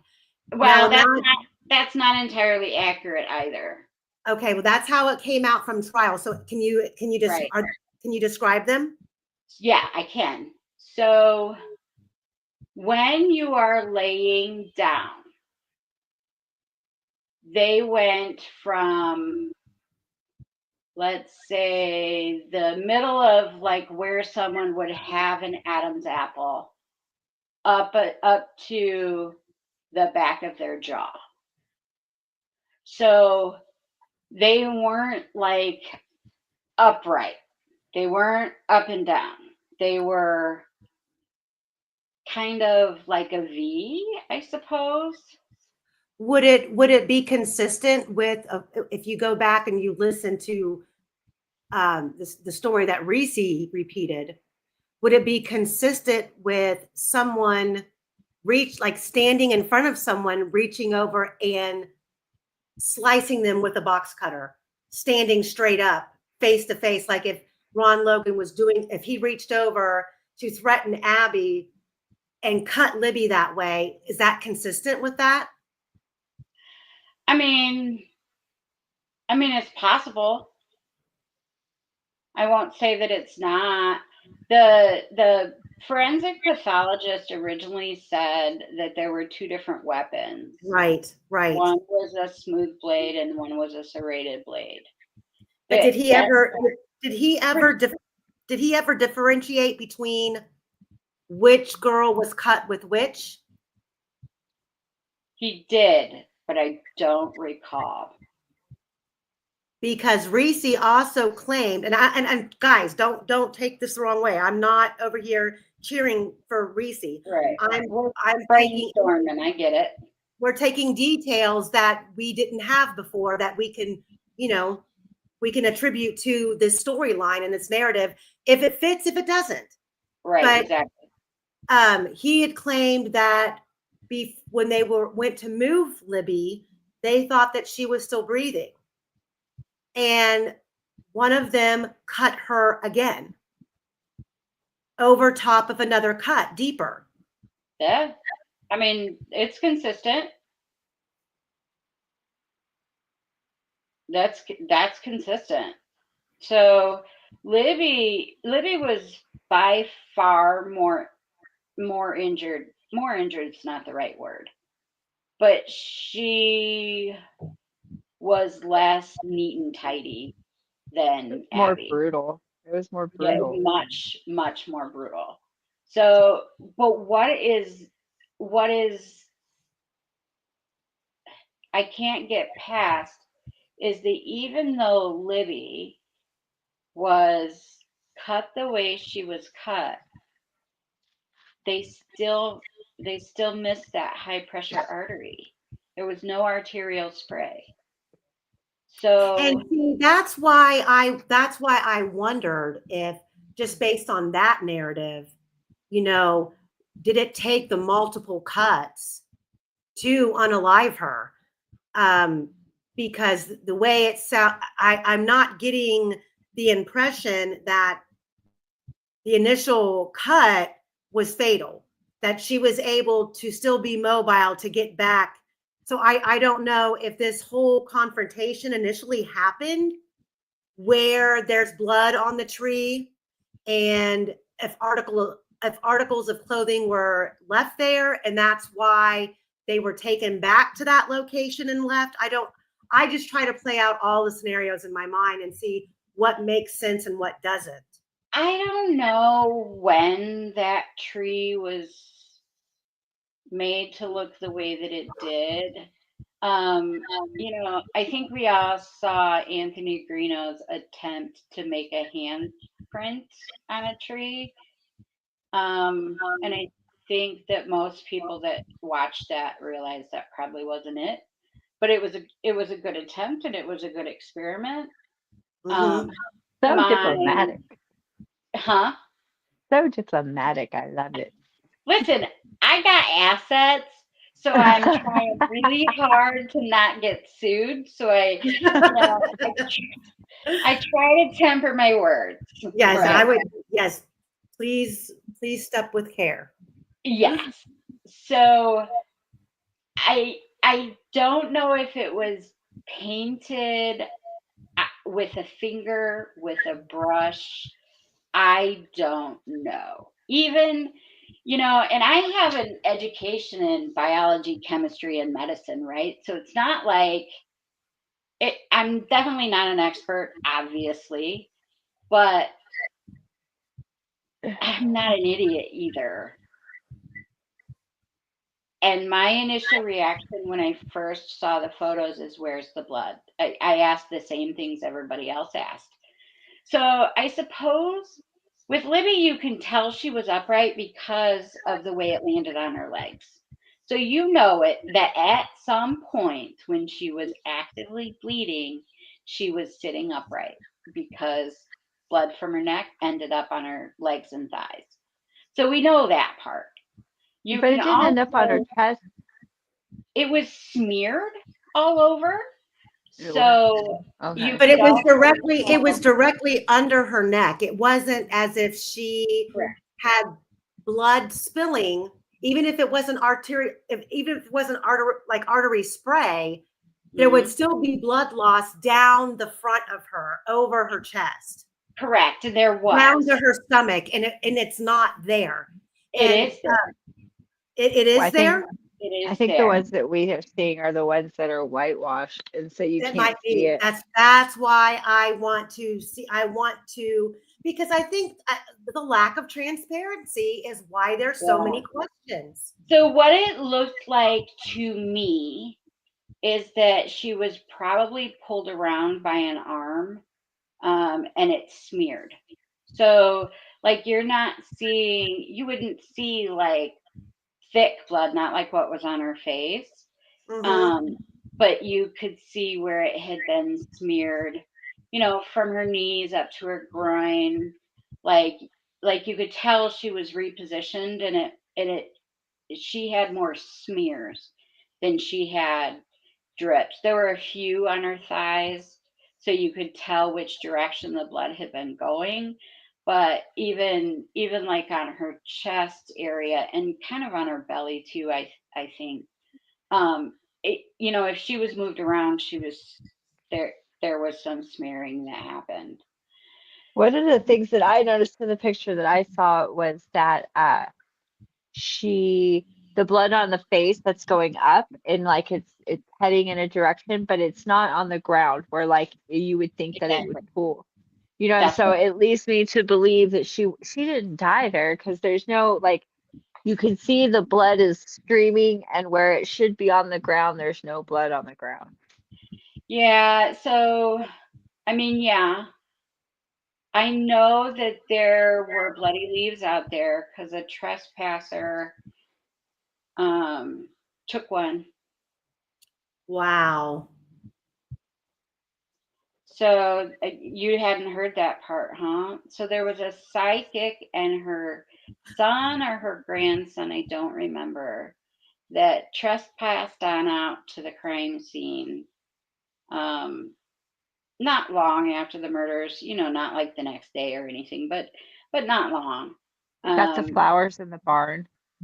No, Oh. that's another one. So they came out there when they got caught. So the FBI put up trail cams in the crime scene. That's what's on that list of evidence that came out. That's the trail cam that they're talking about. It was inside the crime scene, and it caught these people having been there. So when they got their visit from the police, you know, the guy said he took his mom or grandma out there so she could try to get a psychic impression. And they admitted while they were being interviewed that they had taken a leaf from the crime scene. You know, and law enforcement told him it was really a bad idea to be traipsing around in crime scenes, but he left them with said leaf. Like they didn't take it with them. Right? Which I found interesting. They weren't Wait. the only trespassers out there either. So they took a leaf? Yeah, a bloody leaf.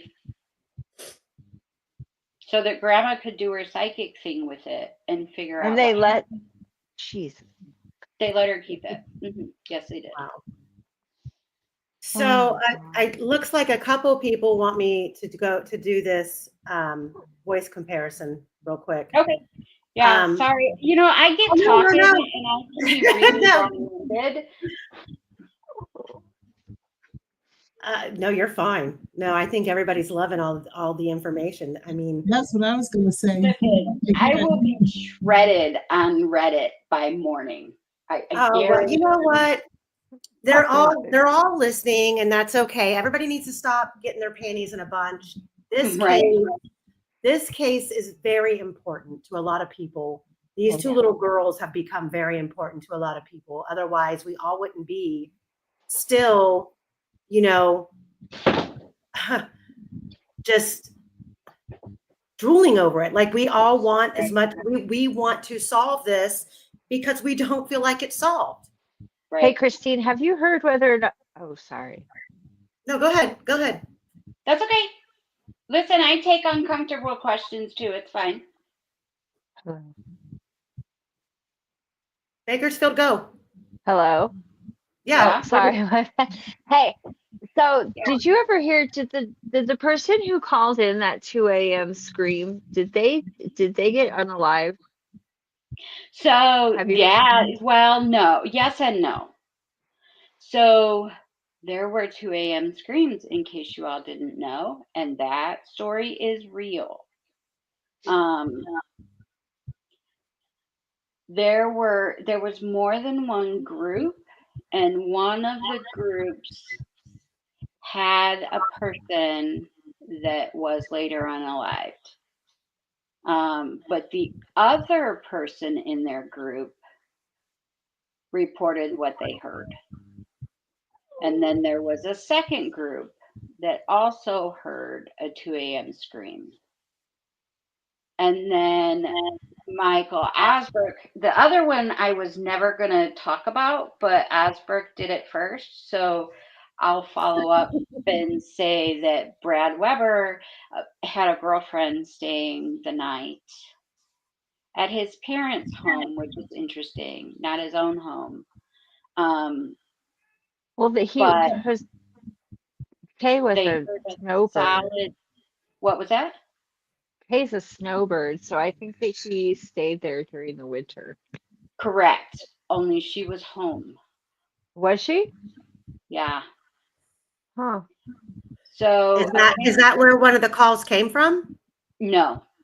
Okay. But No, the girlfriend heard.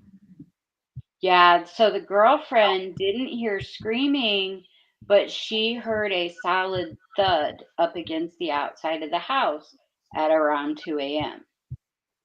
So she kind of ignored it because she figured, it might be searchers, or if you live in the country, raccoons knock over trash cans, it could have been anything.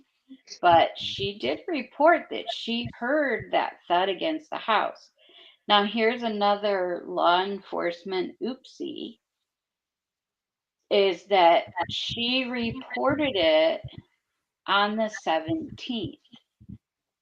So when they did the police report, somehow wires got crossed and they thought that the incident happened on the 17th. Okay. So it was caught later.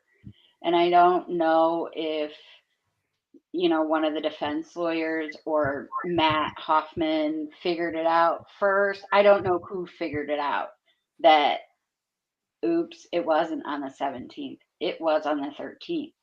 So she says. So that was that was accurate. So Did she yeah, say where in the house, or was it like the front of the house, the side of the house, the I back of think the she house? said the front, but I don't remember for sure. I remember reading it, and I remember her saying that there was a thump up against the house. But at that time, I didn't know Brad Weber was, The had 2 some a.m. potential involvement. The 2 a.m. searcher who heard the scream, did they say, like, where were they when they heard the scream? Do we know that? Yeah, so they were on the Weber's side of the creek. Not far from the crime scene. So we also have someone that claims to have seen lights. I've heard a couple different explanations of why that could be, but nothing concrete. So there was somebody out there that saw, they called it torches. They didn't say lights, they said torches. But flashlights is what a lot of people call, a lot of people will call a flashlight a torch. So I'm not thinking tiki torches kind of Are you torches. maybe, or could it be like, on my vehicle that I drive, I work on a big solar field, and I drive around in an old cop like cruiser, and I have one of those lights on the side where like I can shine into like the different, you know what I mean? Yeah, that's called a torch, isn't it? I think that's what it's named on the little I thing. think Like, so. But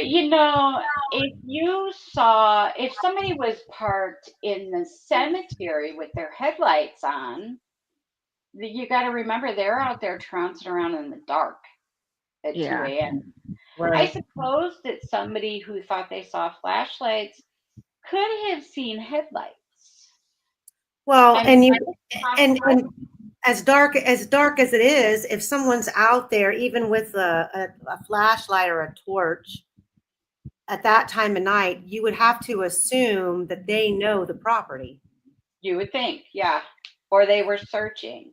I think the one with the flashlights, they thought they saw searchers over there, and there wasn't. So there was it's still weird that they didn't find him the night before. What was that? With all that screaming and thudding and searchers and flashlights, it's weird that they still didn't find him the night before. Isn't that interesting? Yeah, I find that interesting as well. Were they there? You know, for the longest time, I was fully convinced that the girls walked down that hill and got in a car. I think I thought that for a long time too. Yeah. So I'm not sure whether, I mean, it's possible. I still think that's possible. I would say there's a 50-50. I mean, only because there's a way in and there's a way out of Weber's property. But we know the way in on the private drive, there isn't a vehicle that exits at that time. And where were the clothes in the creek the night before? That's a bright ass tie-dyed shirt no one saw it the night before? Well, okay, so that part, I can explain that. So I run a search team, right? And so when we are searching for a deceased human, the team that I have is not a search and rescue. So we only do deceased recoveries. So when we are teaching our searchers how to search, we explain to them that you are not looking for a body. You are looking for what a lot of the times looks like garbage. You know, that's how little Kaylee Anthony's body was. It was in a Walmart bag or something. So we have the time to train people in advance, to look for shoes, to look for clothes, to look for all of those things. The night of the 13th, they weren't looking for evidence. They were looking for living, breathing. Right. So, but you still wouldn't see a tie-dyed shirt in a creek. So I mean, it was dark outside. You know, you shine a flashlight at a creek at night, and you're not going to see down into the water. You're going to get a reflection of your light back at you. So I can see where I can see a scenario in which they may have been out there and just missed them. And the only reason that I can say that is because I've walked past one. So, you know, I've been in a group of people looking for someone and walked right past them. We just missed them. You know, searching is kind of like that. So for them not to see, you know, a shoe that's caught up on the sandbar, I can see that happening. I could see a black Nike. Huh? I could see them missing a black Nike, but a whole like bright yellow, pink, and blue tie-dyed shirt that you could see clear as day the next morning. But you could, because Kelsey and Cody were looking when it was still daylight. They crossed the creek, like they didn't see the clothes in the creek. Like, I don't think they were looking for garbage in the creek. Yeah. They were looking for living, breathing children. Yeah. So, Christine, we have a couple of questions. Radar wants to know what type of expert is required to determine the bridge guy's height? I would think probably a physics professor can probably do that. Okay. Dude, I bet you my dad could. He's literally a rocket scientist. He has a PhD in geophysics, but he used to do calculus problems for fun on road trips. Okay, and he just retired. He's bored as hell. Yeah, that's really good. Let's get into Indiana. Rachel wants to know your thoughts, Christine, on the girl that Reesi talked about. Ron Logan was worried about coming forward.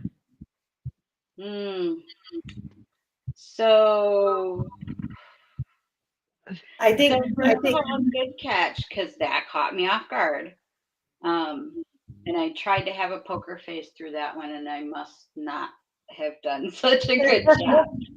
But there was a girl that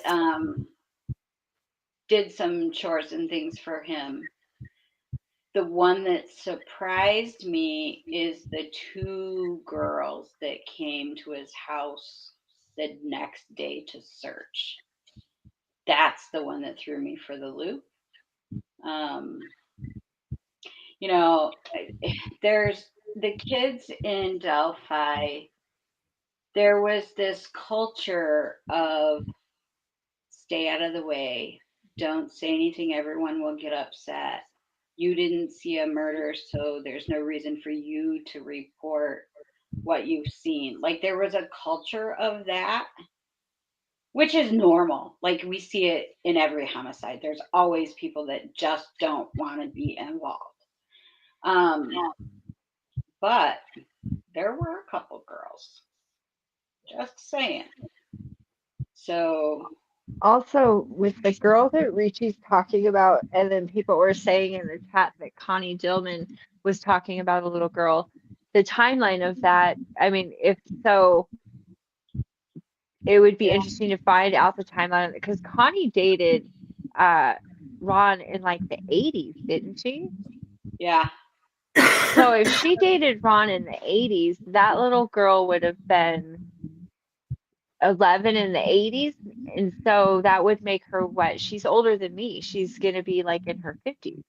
So who's that woman?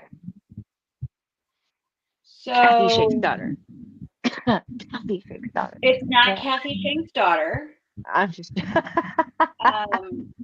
So there's that. It Did really you know is. that the Shanks lived right down the road from Ron though? If you look at their Everything, but family. I bite my tongue when it comes to the Shanks.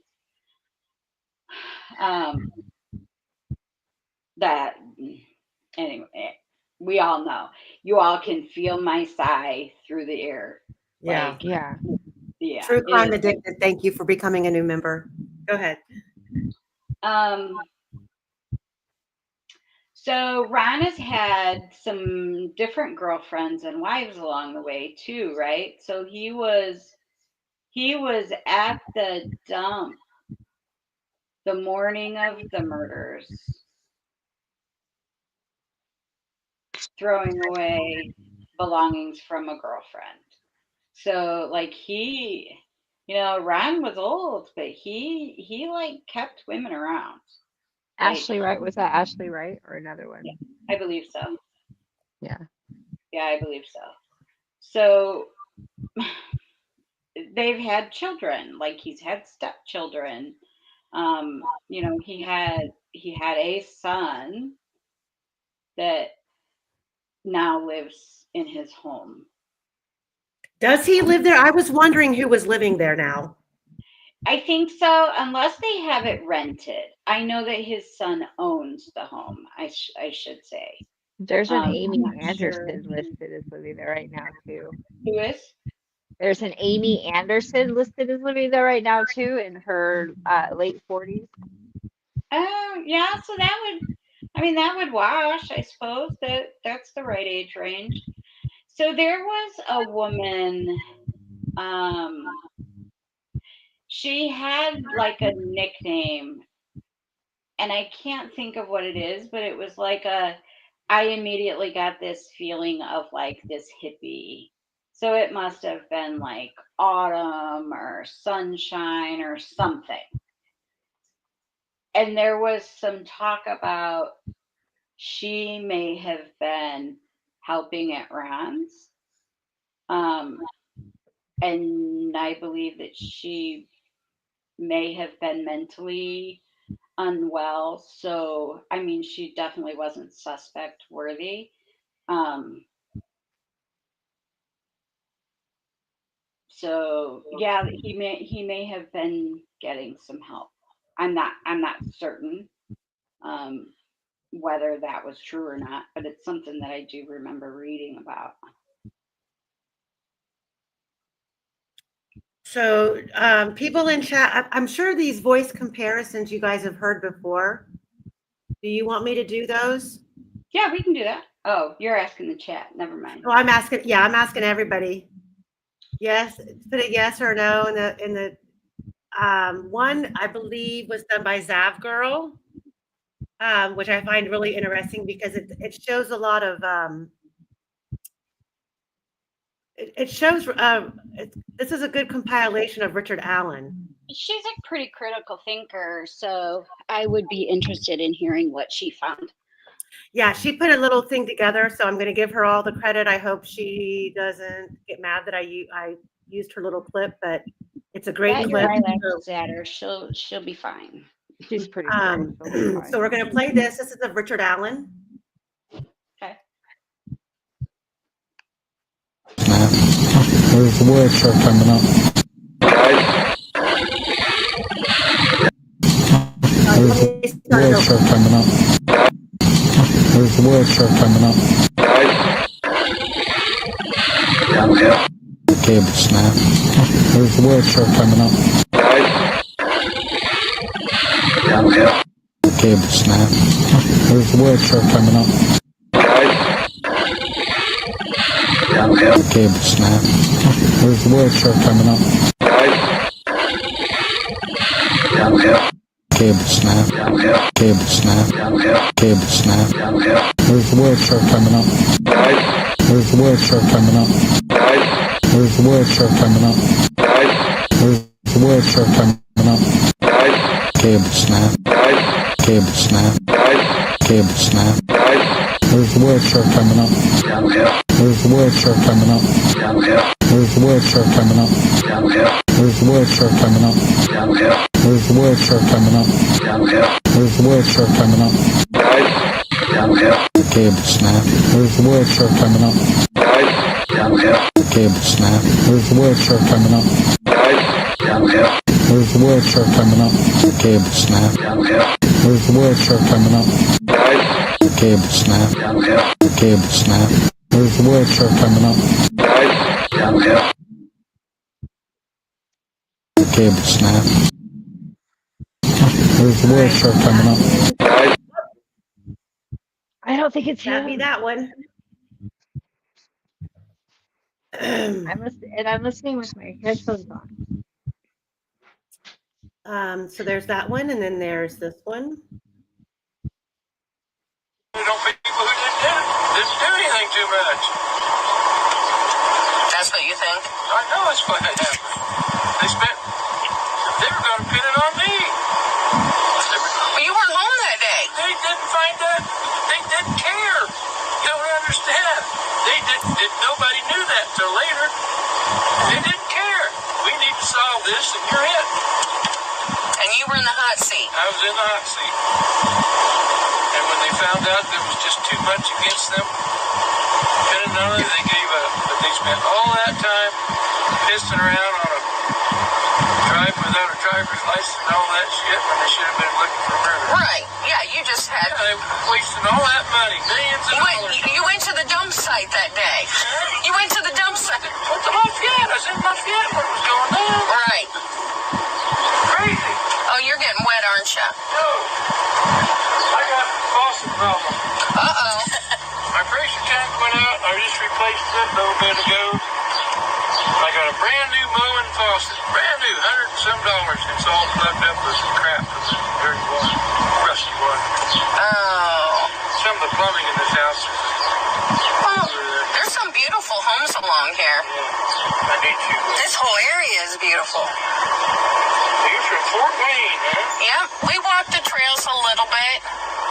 Yeah? It's beautiful. Yeah. It's absolutely beautiful. It's a shame what happened. I'm not surprised. I thought this would happen. What?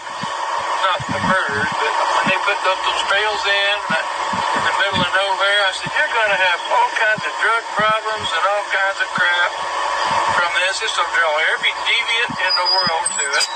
I mean, we walked it a little bit. I was a little scared, because it was just us two. Whoever did it long gone. They're not going to do it again. Not here, anyway. Do you think they're... Okay, so there's that. He's got more twang in his voice. Yeah, what is Richard Allen? The accent's different. Yeah, and me see It would be here. interesting to get an etymologist, or I don't know if that's what they're called, but someone who specializes in Do we accent have issues. audio from either Tony Klein or Jerry Klein? No, but I do have audio from Garrett Kurtz. Heather, I talk to the lawyer for advice before you ask any questions, and I have them with you during questioning. You also have the right to stop and the Casey or the sit-go or whatever. He lives, you turn left, what is it? It's the Casey's. You turn left past the Casey's and go over the tracks. And there's this second stop sign on the right-hand side. You still look down off of like First Street? He might. I mean, does he stay at the trailer park too sometimes? Or is he Yeah, I took him out there to get his tattoo shit. Okay. Okay. But you thinking he lives right there Yeah, I'm past pretty sure Casey's that's what he's house? saying there. So tell me about this trailer park north of town. Some girl named Jasmine lives there. Okay. And how do you know Jasmine? Through Chris. I took him out there to get his tattoo stuff, and he said that, oh, my tattoo shit's here, come out here, she's cool. And she's like, oh, well, I'm Jasmine, nice to meet you. And she talked about how she had a warrant and all this, and she was living out there. When you pull in to the trailer park, and you go to the entrance with the red fire hydrant and turn right, and it's the first trailer. So, When I was listening to T, which the day it came out, and she played DB's first audio enhancement the first time, the first guys, I even put it in the chat. I was like, that sounds like Garrett Kurtz. Ooh, yeah, that sound. You know, it's so hard. the guys, I do hear, and I'll tell you, you know, that Kurtz he's a psychopath. And he is fast on his feet when it comes to lying. Very. And, you know, that's a whole, you know, stay tuned, guys. We're going to be getting into him probably tomorrow and Monday. We're going to dig back into Ashley's case. I have to redo part 2 because YouTube took it down because we were reading from Detective Janke's deposition, and there were some pointed words in there that we spoke, and apparently it violated YouTube's policy. Man, I swear all the time on lies. It's probably me. I have a potty mouth. Oh, and the thing, I also I upgraded my Google Earth finally. And did you know that if you look up Tony Klein's if you look up Tony Klein's house on Canal Street and you go back on Google Earth history, you can see the red Jeep parked in front of his house. So this whole Tony Klein never even had a red Jeep is bullshit because it's parked in front of his house in like 3 different Google Earth timelines. So just throw Yeah, that out. they did have a red Jeep. Yeah. Yeah.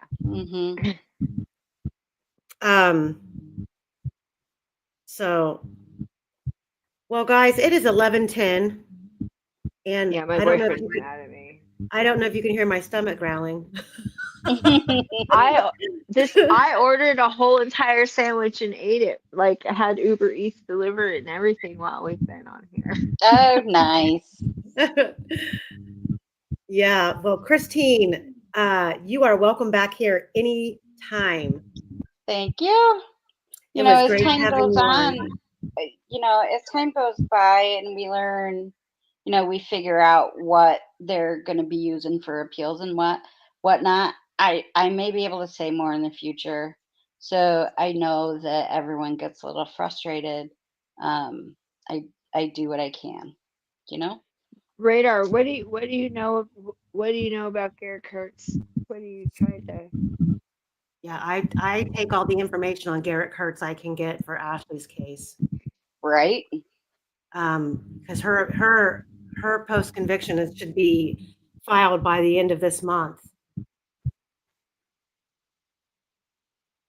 And guys, before you head out, please hit that like and subscribe button. It helps a lot. I think I'm getting better at this. You are getting good. You do good. Subscribe. But I appreciate everybody tonight, all of the super chats, the gifting of the memberships. That's awesome. You can hit mine too if you want. I kind of want to earn enough so that I can go to myself. Yeah, well, it gives me something to look forward to every week. You know, I always try to put out stuff that people want to hear. And if you guys aren't busy tomorrow and Monday, I don't know what time yet. My other daughter is due with her. I'm having a grandson in July, and we're supposed to be going to brunch. Congratulations. Thank you. We're supposed to be going to brunch tomorrow at 12:30. So depending on what time I get back and what Cherie's schedule is, but I'm off tomorrow and I'm off Monday. So I'm going to cram in a couple of lives on Ashley's case. I would love to get more support in her case. Once you guys get into that, you're going to see, hopefully, what I see, which is a bunch of effery. And but thanks everybody for being here. Thanks, everybody. Have a good night.